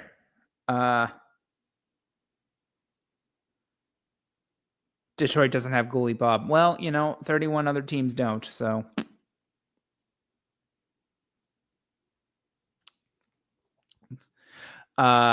Is it Kosa? Yeah, they have Kosa, but I feel like they got another NHLer. Am I insane? I feel like Sebastian Kosa. Husso, Talbot, Lyon, Campbell, Alexander. Kosa. Yeah, Gage Alexander. Yep. Michael Hutchinson, but he's a UFA, so not really. No. That's all they got. No, I don't think that counts. That's all they got. Husso, Lyon, Campbell, Talbot, Kosa. Holy shit. They have 4 NHL goaltenders. That's too many. That's too. What do you do with that? How? I don't even know. You're gonna have Oh, we lost him just like that. There we go. You're back. Yeah, you're gonna have 2 legitimate NHL caliber goaltenders in Grand Rapids. You got to trade one of them, right? I mean, you have to. Yeah, you'll have to move one at one point. And is Kosa going to be languishing in Toledo in the ECHL? Like, you got to get him meaningful AHL time. Yeah, I don't know what the plan is there. Yeah. I really don't. So, that's the thing is we question the plan. Because, okay, here's why I say Yzerman is a fraud. I don't think there was one. I think he got too jumpy. I think he got too froggy when he tore down the team, and he started leaning on the old way of doing things back in the day, and like in the later stages where Detroit was making the playoffs every year, but they were bowing out in the first round. They were over ripening their prospects. They were letting them gestate way too long, and it led to them having to tear shit down, because when you let prospects gestate too long, you sometimes either A, lose them, or B, they don't properly develop. So I think this was 2 years ago. It was 2 years ago where you had a chance to lean in more on the rebuild, and you sign Ben Sherratt. You sign a bunch of vets. You sign guys like Aston Reese. You sign those guys, and you're trying to you're trying to keep one foot in each aisle, because I don't think, maybe there wasn't not a plan, but it seems like there wasn't any patience. And I don't think Yzerman had the patience to continue the rebuild in the direction that it needed to go. Well, they also got screwed in the lottery every year. They got screwed in the lottery every year, but here's the thing. You're still getting, an 8 to 12 overall pick. You know what I mean? That still carries some cachet. That carries some, but not the same as a top 5 pick. Not the same. Especially for how they ripped the team down. That team was egregious for a couple of years. Well, because they were bloated. Ken Holland left a bloated carcass. It was bad. We spent way too much time in Detroit. We've spent way too much time with this team. No, but I think here's the thing. I just think they're really fascinating, because Yzerplan. It's been how long now? Yeah. How long has it been? When's the last time they made the playoffs? Jesus. When is last time they made the playoffs was almost a decade ago, I believe. When is the 2014? Nope. Jesus, they've had some really bad years here. Hold on. Yeah. Nope. 2015-16. 2015. Okay. 5-game loss to Tampa, and the year before a 7-game loss to Tampa, and the year before a 5-game loss to Boston, and then okay. Yep. So if I'm a Detroit fan, I'm super frustrated right now, because you're trying to do both. You're trying to be everything to everyone, and if you're everything to everyone, you're nothing to nobody. You are stuck. You are one foot in each aisle, and if the way that this team had to be torn down and built back up, you cannot have that. That's death. Safe is death. Middle is death. Yeah, I agree. Yep. We gotta get moving here a little bit, because we're already at 9:00 and we're halfway through this fucking. It's fine. 17 I have Buffalo. I don't think I have to explain that. I'm high on a lot of what they have. Offensively, I think they can rebound from last year, but the question is still in net if UPL can be the guy, and if they've really built this thing the right way. But I think they're closer to a playoff team than they are a bottom dweller. I agree, but I think they miss the playoffs again. God, I think they do too, but God, it's close. Yeah. So, yep, I agree. I have them 17. 16, I have Los Angeles. Fine, we'll move on. So 15, you had Detroit, which we spent way too much time on. Yep. 14, you have Tampa. Yeah, I think it's fair. I like that. I mean, how high can you really be on Tampa at this point, right? This feels like the shines off the apple. This feels like the shines off the apple. Gensel is an amazing get. Yes, to replace Stamkos' production. Gensel is an amazing get. Atkinson is certainly someone who is on the team. Yes, but also costs basically nothing. Other than Gensel, McDonough's a great ad if he doesn't hit his cliff at some point. He had a pretty good year in Nashville last year. He had a great year. Pretty good is way underselling it. He's been great. Gergen says is a solid hand on the bottom 6. JJ Moser, I think, is a very underrated defenseman. But man, okay. We just spent a million hours on Detroit. This feels like the startings of Detroit. Yes, and look, if you walk away with 2 cups and 3 cup finals, you're very okay with that. Mm-hmm.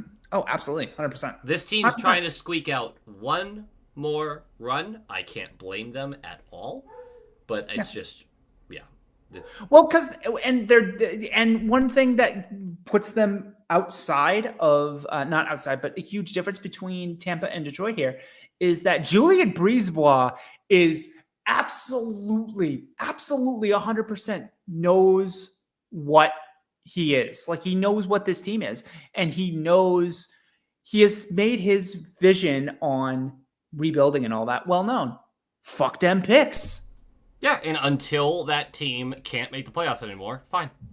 Mm-hmm. Fine. Yeah. Oh, Scarlet's all the way. They're not making the playoffs. I respect that. I do too. It's just hard to respect that. see. It's hard to see Buffalo jumping them. It's hard to see Detroit truly jumping them.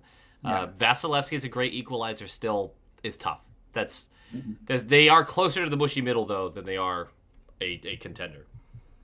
That's wild.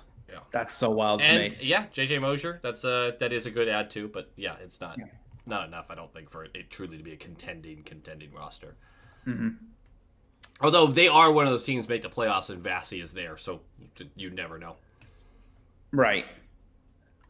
I think just going through your list here real quick, I think I agree with your next two. You do. I may flip flop. Actually, you know what? I'll flip flop them. I'll put Minnesota at 13. That's you fine. have them at 12. Minnesota, though, look, I know they have their weaknesses. I genuinely understand that. People hated the fact that they were even up there. That top 9, Kaprizov, Boldy, Eriksson, Ek, Zuccarello, Hartman, Rossi, Ogren. Those are all really fucking good players. Do we know Ogren's going to take that jump? We don't know it, to be fair. All right, so... But I think he will. I think I like what they're doing. They have to have some of these ELCs hit because $15 million, just about $15 million in dead money is choking Billy Guerin. Well, it's the last year. It's the last year. It's the last year.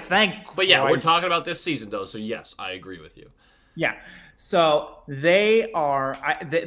Ogren has to hit, and another ELC has to hit. Yeah. And Faber could be a Norris candidate as soon as this year. You can make the argument he should have been closer to the Calder than he was. He should have won the Calder. I don't give a shit. Everyone's like, you just want to be different because of Bedard. I'm sorry, I watched Bedard play, and he's a generational talent. You know who was better all year on 200 feet of ice? Brock Faber. Like, the argument is actually pretty easy for me to make, and I'm just surprised that how much people... He had a stretch in January where in a 6-game stretch, he played over 30 minutes 4 times. Yeah. That's a rookie. Yeah. That is, get out there.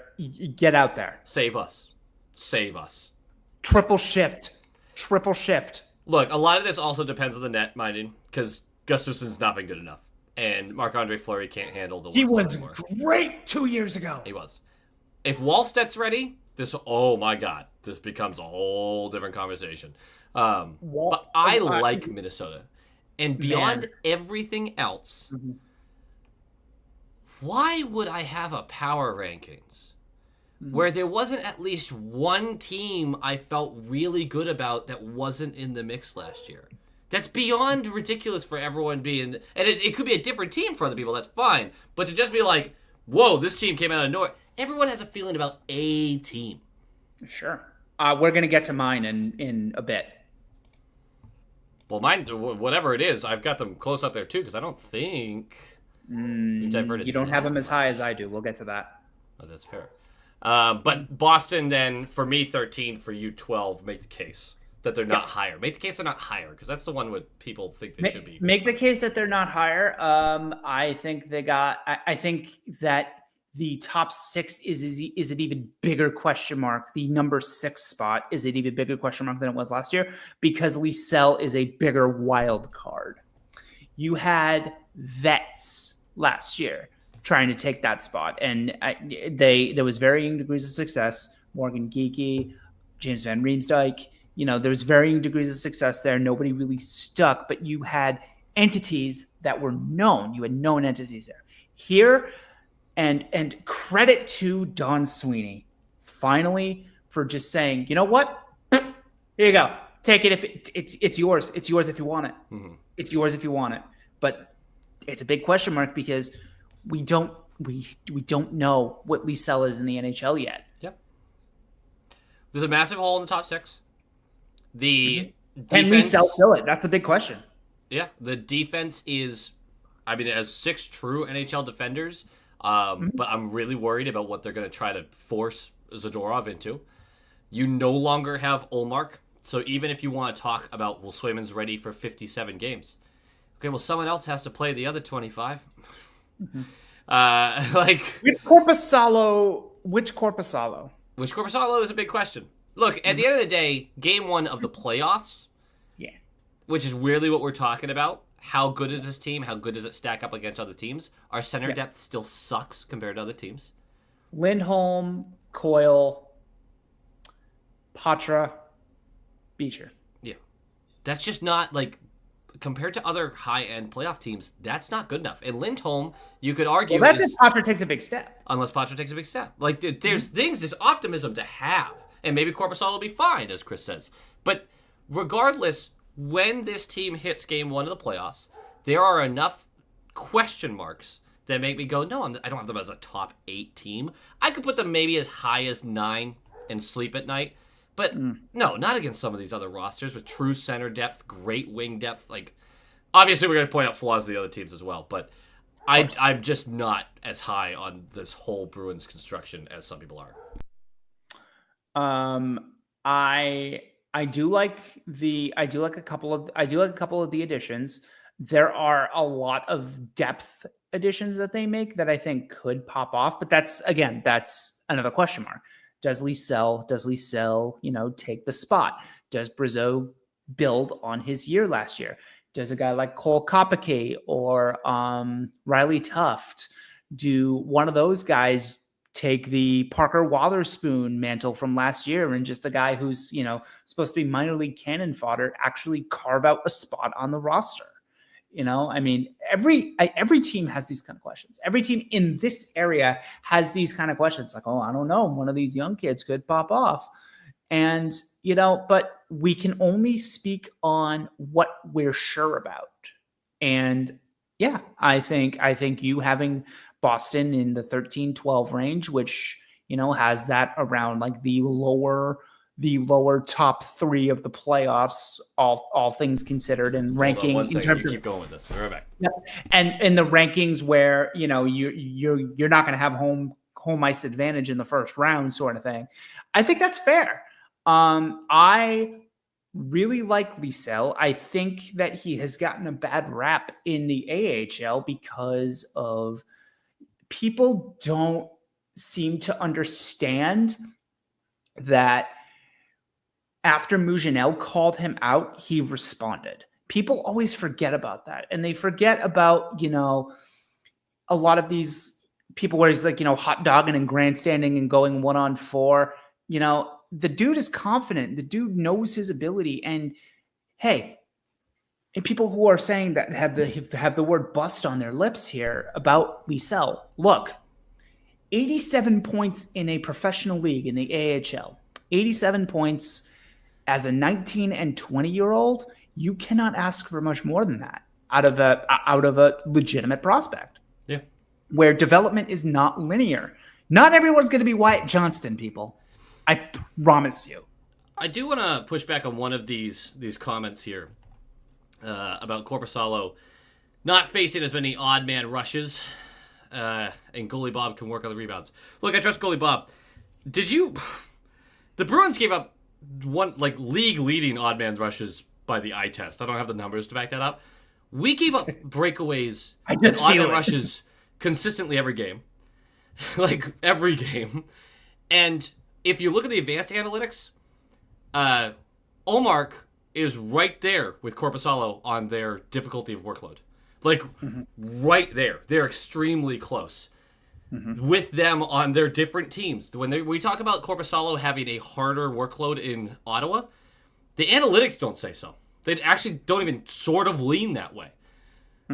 Korpisalo was legitimately dog shit last year and cost that team games. He played 50 games last year. Because they didn't have another option. Yeah. Anton Forsberg was also dog shit. Yeah. He cost that team games. It wasn't something where, like, they just kept giving up these amazing chances. They gave up, like, bad chances, don't get me wrong. But we gave him up on Ullmark, too. Ullmark, the difference was he made the saves. There's not that much difference between those two guys' seasons as far as the analytics look. There really isn't. So, excuse me for really having a lot of doubt about Korpisalo. The difference, though, goalie Bob. I trust goalie Bob with my life. You should, too. So, I'm not going to, like, totally be out on Korpisalo, but he's far from a sure thing to me. One more thing, and then we'll move on to another team. Korpisalo has proven that he can be a productive NHL goalie. He did it 2 years ago. Yep. With both Columbus and LA. Yep. A really good season 2 years ago. Yep. Can he capture that again? We'll see. Yep. I got Nashville next. Oh, I have them so much higher than you do. I have them so much higher than you do. All right, we'll say that then. Who do you have for 11? For 11, I have Carolina because I hated their offseason. Okay. That feels a little bit harsh. It is. It is harsh. I have them at 9, actually, now that I look at it. Or maybe not that harsh, but... Yeah, no, I have Carolina at 11. Holy shit. They had probably the worst 2 to 3 week stretch of an offseason I've seen a team have in a long time. One of my favorite stories from this offseason is Evgeny Kuznetsov getting his $2 million cash roster bonus on July 1st, and then July 3rd telling Carolina, I'm signing in Russia. Get your bag, buddy. So good. Jesus. But losing Getzel's huge. Losing Brady Shea, I think, is bigger than people are giving it credit for. Losing Brett Pesce, I think, is Brett Pesce's a really good defenseman, a really underrated defenseman. And Teravainen's, I really like Teravainen. They lost a lot of really good pieces. And I don't think the guys that they got are going to replace them, including Kuznetsov. Roslovic's fine. Carrier is a spark plug. Walker is a really good defenseman. I'll cop to that. Sean Walker is a really good two-way defenseman. And Shane Gostisbehere bleeds out in both ways. Yeah. He will give you points and he will give the other team. He'll be a power play specialist. Look, their defensive six, though, even with those losses, Orlov, Slavin, Burns, Walker, Gostisbehere, Chatfield, Moreau. All 7 of them are NHL defensemen. 3 of them, an NHL defenseman right now. 3 of them are third pairing guys. But that's the thing. 4 of them are top 4 guys. Like I'm not worried about their defense. And then their top 6 has Aho and Svechnikov and Nechas, and it has Jarvis, and it might have Nadeau, who's making a leap from college after being over a point per game in college. I mean, they still have so much. I'm really not worried about the Carolina Hurricanes. Was the Nature's drama overblown, do you think? No, it was worthwhile. It was worthwhile, and they ended up getting it done. I think that if that was a Boston thing, we absolutely would have had a worse reaction. Oh, if it happened while he was in Boston or if he was traded to Boston, because that was a whisper for a while. Yeah, which one? Bleh. I'm glad Nate just didn't come to Boston. Yeah, me too. Like, I'm genuinely, I don't think it was the right move. Also, I love that Don Waddell said, "I'm sick of dealing with him and his father," and then fucked off to Columbus. Yeah, and then like he said that pretty immediately. Waddell then signs Monahan to 5.5. Like, I don't know. But is Monahan's dad not a pain in the ass? That's the key. I don't know that one. At number 10, I got Vegas. Good. That's a good I'm pick. fine with that. They lost a ton, but they also still have a ton, right? Like I don't see there being a big conversation about them. So hang on. One of my favorite things about this is your you made a bit out of this where you just continued to say, "Don't look at the wings." Don't look at the wings. But Why? the thing is, the centers. Why aren't we looking at the wings, Ian? Actually, let's just go over to their page real quick. Let's just have a little fun here. Let's see what do they got for wings. Okay, so they have Mark Stone, who, Yeah. well, we know. Who is, if you breathe on him wrong, he might break his back at this point, but he keeps chugging along. Depends on the time of the year. Barbashev, who spring, the warmer air is better on my back. So they have Mark Stone and Barbashev, who I genuinely like. I like Barbashev, yeah. I cannot, for a fact, name a real top 6 winger on that team. Does Holtz have the potential to be that? Yes. Is he one? I don't know. He scored 16 goals at a fourth line role in New Jersey last year. Great. A disaster of a New Jersey team. Yeah. Did he where Lindy Ruff hated him. Yeah, sure. Is he a top 6 winger, Andrew? Right now? No. Hey, all right. Their defense is still incredible, and their goaltending seems to always be good no matter what. Yeah. Also, I think Olofsson's a sneaky good signing. I think he'll be good for them. Yeah. I don't hate that. I wouldn't have minded taking a flyer on Olofsson. Yeah, no, a guy who can shoot the puck but does nothing else. But if you're not relying on him to do anything else, if he's your forward version of Shane Gostisbehere, you're fine. Yeah. I had Carolina at 9. Who did you have at 9? At 9, I have Dallas. Go on a monologue about Dallas, because now my dog is harassing the neighbor. The dogs are killing me. The dogs are killing me for this whole stream.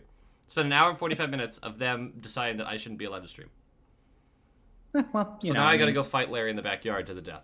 I'll be right back. So we're going to talk about Dallas for a minute. Let's see. I think their offseason this year was really bad. Matt Dumba has been terrible for about 3 years. They ended up replacing Christopher Tanev with Dumba, Brandon Smith, and Ilya Lyubushkin. Ew. That is not good. That is not good. And I love Dallas. I love their team. Joe Pavelski retiring was huge. Christopher Tanev leaving is huge. They lost Ryan Suter, which, he went to the Blues. What the fuck ever. Yanni Hakanpää might never play again, but he went to Tampa. He went to Toronto. Whatever. Scott Wedgwood went to Nashville. A lot of whatever losses, but a lot of whatever losses outside of Pavelski and Tanev. But Tanev was so important to them. Pavelski was so important to them. Pavelski retiring is huge. That is a bigger loss than the stat sheet will show. And I'm usually not a huge proponent of that because the numbers are the numbers and that's how you produce. But I think them losing Pavelski counts a lot more towards us than meets the eye. But it looked like it was time. If you watched him in the playoffs, he had 4 points in the playoffs. It looked like he straight up ran out of gas. Yeah. So, but no, Dallas is one of those wide variance teams where you could have them super high. You can't have them past 10, obviously. But with how weak defensively they look right now on one side of the puck, there's certainly an area to attack on them. The thing is their forwards are going to maintain so much pressure that it's really hard to really capitalize on that. But the Dumba and Lyubushkin stuff is just egregious. Like, I can't put them super high because... I mean, they still have a lot of really good players. They do. Duchesne's re-signing for $3 million is money. That's found money. Yeah. Yep. Stankoven's going to be legit. Johnston is legit. Yep. Robo is a star. By the way, did you know that was a Red Wings pick? They got that pick from the Red Wings. Now, they picked him, but it was a Red Wings pick. Yeah. Just found that out thanks to John B. Pot the other day. Oh, John B., I'm so sorry that I spent a lot of time shitting on the Wings, but why is a fraud? And here's another reason. And I think Otter rebound. I think Otter rebounds this year. He didn't really have a great year last year, but I think he rebounds. He's legit. Yeah, I like the Stars. I didn't like their offseason. Yeah, I agree with that. So that was your number 9 team, right? Number 9, yeah. Yeah. At number 8, I've got the Devils. I think they're healthy this year, and that's if we're counting on health, team's flying right back up the standings. I have Nashville at 8. Wow. That's too much of a leap. That's too much of a leap. Think so? I think so. I love the Stamkos signing. I love the Marchessault signing. I love the Brady Shea signing. I love the Marchessault, love the Brady Shea. Stamkos is giving a lot back 5-on-5, but power play, God, they're going to be good. They're going to be so good. They're going to be so good. And I think UC Saros signing to below market really fucking helps them. They signed Wedgwood to be their backup. The one he'll be good. He'll be fine. He's a fine backup. The one thing that really is the storyline here is Askarov. What happens with him? Something in the next 2 years. I don't know what the answer is, but does Trotz? Do you think a team? I don't think a team is gonna really knock Trotz's socks off in this offseason. But do you think during the season, if a team really needs help, do you think they make a play for Askarov? Depends on how Askarov's doing, but I assume he's going to be great. And I assume that he's been fantastic in Milwaukee. He has nothing left to prove over there. I think he's going to be one of those trade deadline deals for a goalie that you're like, holy shit, they actually paid for a goalie. Like wow, you know? Yeah. Shea, I think Shea is a underrated move. Don't worry, Prince Hockey Hunter. I have them at 11, not 8. Fucking ridiculous. Sorry, go ahead. Yeah, who does that? I just really like their offseason. Offseason champs, for sure. And I think the Central is so wide open that they can really make. I think they can really make a move. That does play a role. I think that's. I undervalue that for sure. Yeah, the Central is wide the fuck open, and I think Nashville is going to fill that vacuum. And nature abhors a vacuum, and I think Nashville is going to fill it. I see a run for them, and I think that Askarov is not a Predator by the end of the calendar year. Okay. Yep. I think that's a warm take. I wouldn't be like a hot take. I think it's a warm take. Because an 8-year contract in front of him is still an 8-year contract in front of him. Sure, absolutely. Yeah. I don't think he's. I think it's next deadline, not this deadline, because I think he comes up and plays a backup role, and looks phenomenal. And they want to keep him with the team for a year, and then the following year is when he gets moved. Sounds about right. Yep. Devils for me at 8. The Devils, I thought I was really high on. Sounds like you're higher. That team 2 years ago was I'm higher on the Devils than you are. Fantastic in a lot of ways, particularly offensively. They got better offensively. They got better defensively. And their goaltending, even though I don't like Markstrom personally, is better. 100%. I think you're right about Markstrom. It's better. Yeah, I think you're right about Markstrom. But the end of the year last year, they were trotting out Jake Allen and Kaapo Kähkönen. Yeah, bad.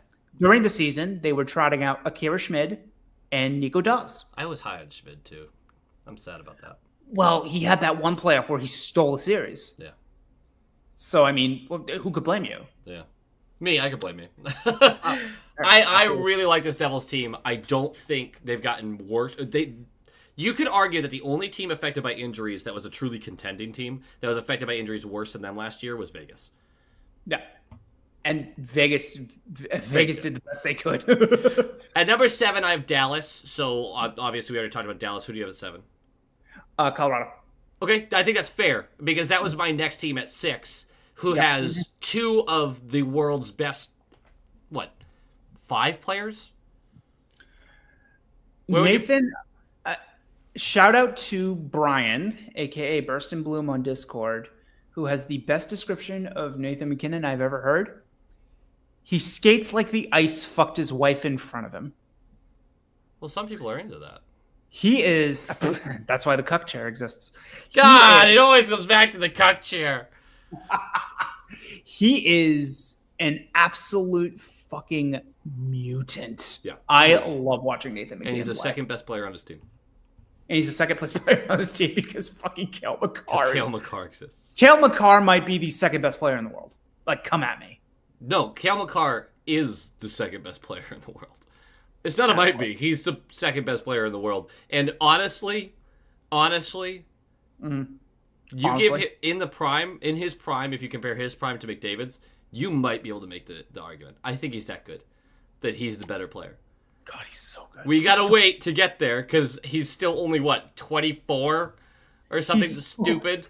Fucking good. Oh my god. And he's underpaid. You can make that argument. Oh yeah, you can at 25. You can still make the argument at $9 million he's underpaid. He is being discussed as one of the best defensemen of all time, and he's 25 years old.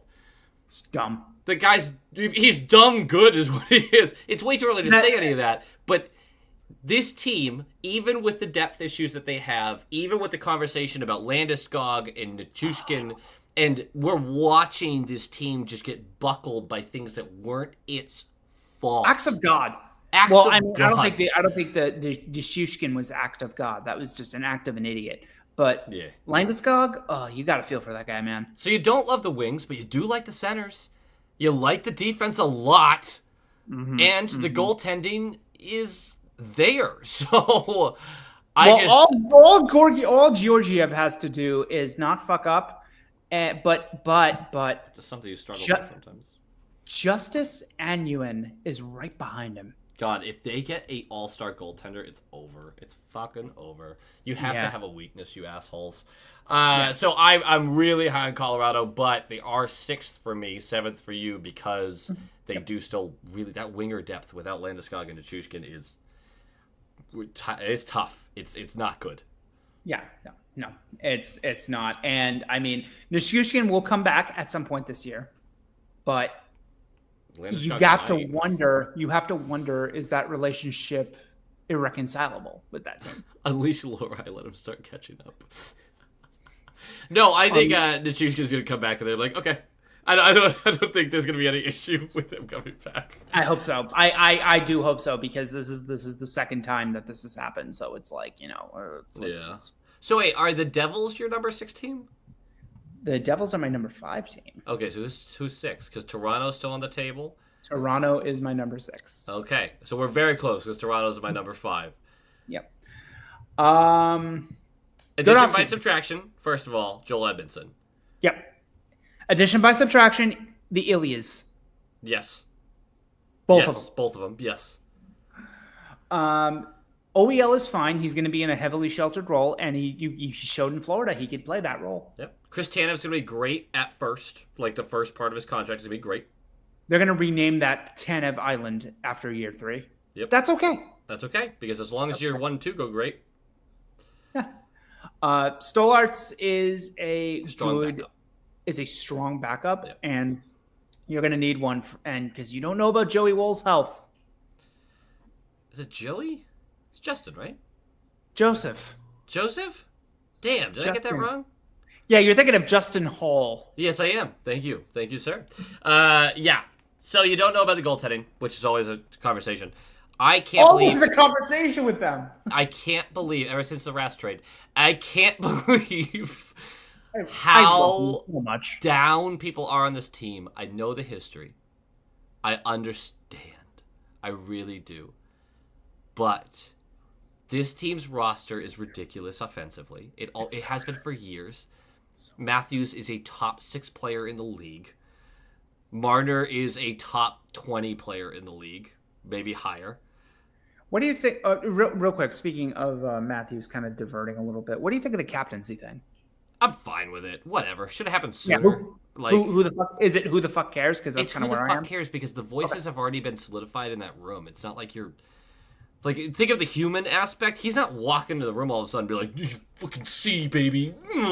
No, he's just going to have the same personality he's had for 7 years there. Like, the guy's the guy, Right. And I bet Tavares, because I'm not the biggest Tavares guy, but he's going to handle that like a champ.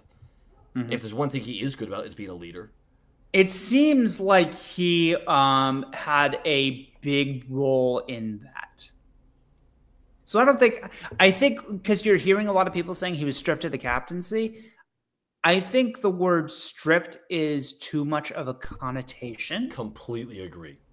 Yeah, I think stripped is too much of a connotation. I think the captaincy was bestowed upon somebody else, and he is still part of the leadership group. Fuck the Leafs. I hate the Leafs, but that's a bridge too far for me. Yeah. Like I think that's absolutely ridiculous. You can argue, like you are, if they're top 6 or I have them top 5. You can argue that this team isn't that. You can't argue this team's 9th or 10th. No. Their defense is not great, but people underrated their defense last year, analytically and by the numbers, just blatantly. Their defense was actually really solid. OEL, but OEL and Tanev make that OEL considering the role he's going to play. Yes. And Tanev make it better. Thank you, Brian. That's right. They don't have a fucking loser for a coach. That's a huge boon for this team. I mean, fuck Craig Berube, but it's not because of anything bad or weird he did. Right, and he's also a legitimate coach. Keefe is not that. And I know I'm high on the Devils at number 8, but, like, that's more so just based on the talent of that team. Yeah, talent can forego a lot of that. But, man, I mean, Sheldon Keefe, his post-mortem in Game 7 was one of the saddest things I've ever seen. That's a loser coach. That guy is a loser coach. It's a loser coach. That's a loser coach. 100%. And, you know, how you beat the Maple Leafs is that you put the Maple Leafs in position to beat themselves. Who coaches them to put them not in that position? You fucking idiot. Yeah. Completely agree. Who's your number 5 team? Rangers. Interesting. That feels too low. Does it? That feels too low to me. All right. Show your work. That team's got so much god dang talent. They just genuinely do. Their offense, like, seriously, we don't talk about them enough because they just are always in the picture and they never actually do anything with it. Zibanejad, Kreider, Panarin, Trocheck, as much as I hate that diving piece of shit. Hedl, Lafreniere looks like a legitimate guy all of a sudden. Riley Smith, excuse me. Riley Smith, you know, whatever. Adam Fox wasn't healthy last year and was still, like, just unbelievable. Trouba was a disaster in the playoffs. But I love Keandre Miller. He's so good. I really like Keandre. So defense. Top 5, like I have him top 5 because we'll get to. I have him third for what it's worth. Yeah, you have him third, which I think is absolutely fair. I think that I believe that the Rangers do not have the clutch gene right now. I mean, you have a lot of evidence for that. They don't have the clutch gene right now, which is why I can't put them higher. It's that, and plus I will admit with my ranking, there's a little bit of shiny toy because my number 3 is we'll get to it, but yeah, I have the they are stacked. They are really talented. Number 5 is not a dig. I don't trust them past the first round of the playoffs.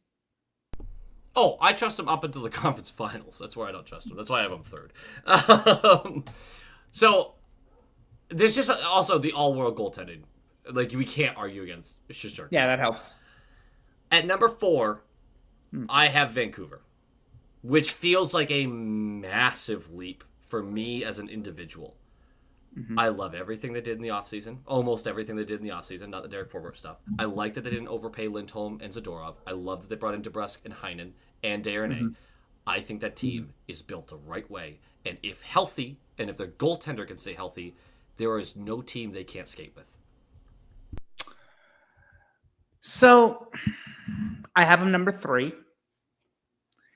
And I want you to cast your mind's eye to last year. What did you say about the Canucks last year? Yeah. They wouldn't be in the top half of the league for this was 2 years ago, by the way.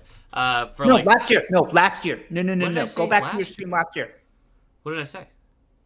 You said they wouldn't make the playoffs.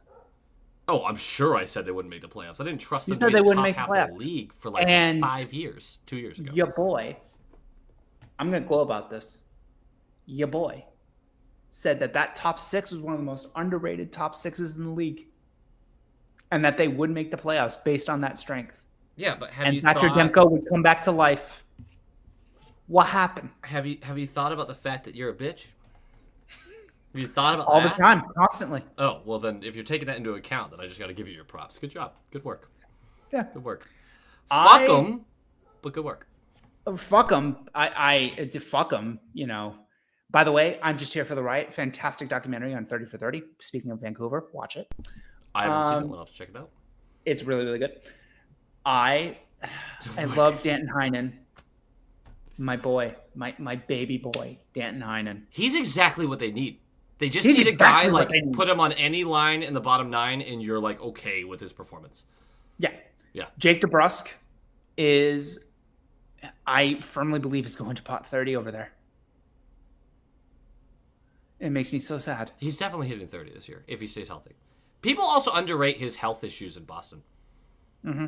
Broken hands. Yeah, broken feet. Broken legs. I'll never forget being at the game where he scored 2 goals on a broken leg. And in front also of 40,000 fans. And also, remember he tore his thumb on the first shift. Yeah. I love DeBrusk. I don't care who knows it. Yeah. Canucks in the finals because Forbort signing. Isn't Andrew the reason for the chair? If you're talking about Cuck chair, yes. Putting Rangers third for the sole reason that is Rempe's existence. We didn't even mention him. I love that. Yeah, Mika is super hot and cold. Yeah, Zibanejad is a mythical wonder with that shit. I do love how Matt Rempe, after the season last year, they asked him, they asked him the Trent Frederick question. And instead of saying, I don't know, shoot more, he said, I think I have to stop playing like I'm blind, referring to his dirty hits. I respect the hell out of that. Yeah. Yeah. Also, Zach, DeBrusk and Petey get a crumble their target if they don't get a good start. DeBrusk isn't like that, man. I don't know how to convince people of this, but DeBrusk is not someone who just crumbles. Oh my God. I hate this narrative because it's wrong. It's just not accurate. It's not accurate. It's not accurate. It's never been accurate and never will be accurate. This crumble bullshit. It's okay to be mad that he requested a trade 3 years ago. Guess what? He got rid of that narrative with the play on his ice long time ago. Yeah, he plays through all sorts of shit. Is he hot and cold? Absolutely. But he does play through everything. He scored 2 goals on a broken leg and a torn thumb ligament. Hush about this crumble nonsense. I just don't get it. God, it makes me so mad. Like, you can dislike DeBrusk. I'm fine with that. But, like, he was not that... There was a lot with the Cassidy stuff. There was a lot, but he wasn't that guy that just crumbled under a coach. So we both know who the top 2 teams are. Is there anyone that that we haven't mentioned yet? I think we've mentioned everybody. So who do you have 2 and who do you have 1? I have, and by the way, this is not affected by the RFA offer sheets. I have Florida 2 and Edmonton 1. I agree, because Florida got a little worse, and Edmonton stayed the same. I think they give up as much as they get from Arvidsson and Skinner, so I'm going to say they basically stayed the same. Okay, that's fair. I think Ian, if Kane is healthy, and I think that's a big if right now because it sounds like he's got a lot going on right now. If Andrew Kane is healthy, poor individual, couldn't happen to a nicer guy. Yeah. Fuck him though. Yeah. Like honestly, like we say fuck him all the time in jest. Actually, fuck him. No, I don't want to literally do that. No, that's bad. But if we're just talking about strictly on the ice, which we are, and I think that's absolutely fair. The Edmonton Oilers might have the best top 9 in the modern salary cap era. There is a legitimate argument before play starts. Yes. Mm-hmm. They have an opportunity to do something that we haven't seen in a very long time. Score 400 goals in a season? When's the last time we saw that? I think the 80s. I actually don't know the numbers, so I'm going to believe you on that. Mm-hmm. But whatever it is, they should be, if healthy, the best offense we've seen in the last 20 years. Easily. I really think that. I really think that. Yeah. So I'm 100%. going to put them number 1.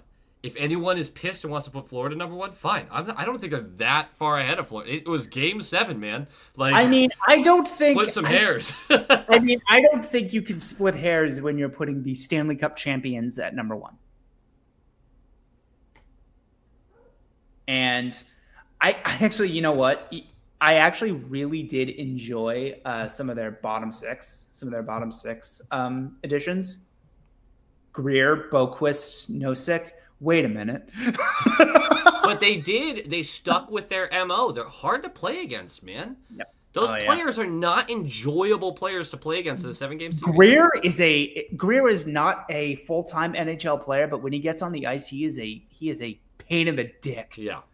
Nosek can win you a face-off. Boquist is fast as fuck. Yep. I loved watching him play, by the way. Yeah, I'm actually a little disappointed. I loved his speed. Yeah, I'm Add another dimension we didn't have.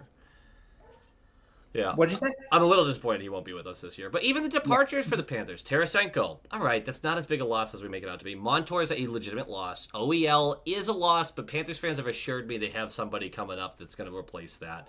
Stolars is a loss, but it's a backup goaltender. We're talking about playoffs here. We're talking about if Spencer Knight can come back to form, that loss is mitigated. I'm rooting for him just because of the struggles he's been through. Oh yeah. OCD is no joke. Yeah. And then the Oilers are just, that team's winning the President's Trophy. You lose in the finals by 1 game. That team's going to come in hot. They're going to crush everyone all year long. Don't know about the playoffs, but I would bet on them before anybody else.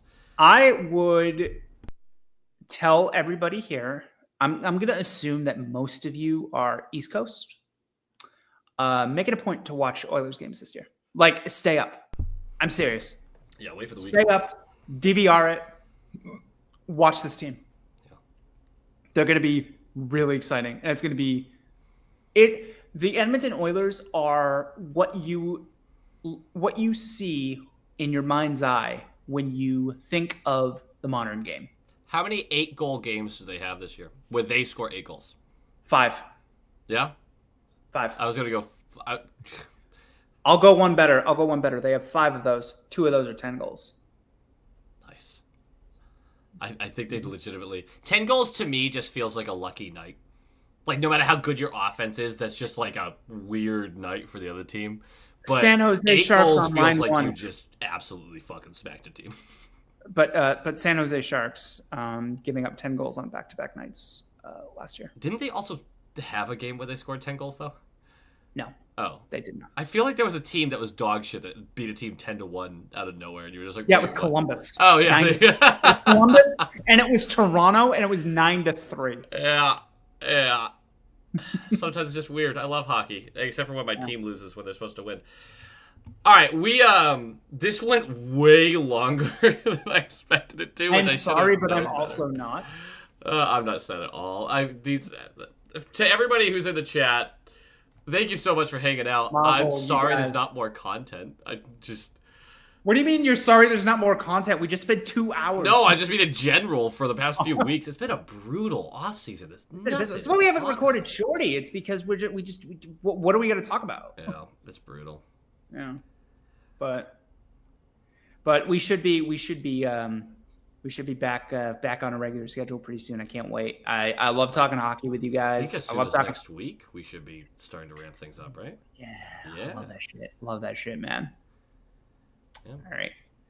I'm not known for my long goodbyes, so see ya. Bye. All right. And everybody who hung out with us through this whole time and the issues at the beginning that were definitely not my fault and definitely Andrew's.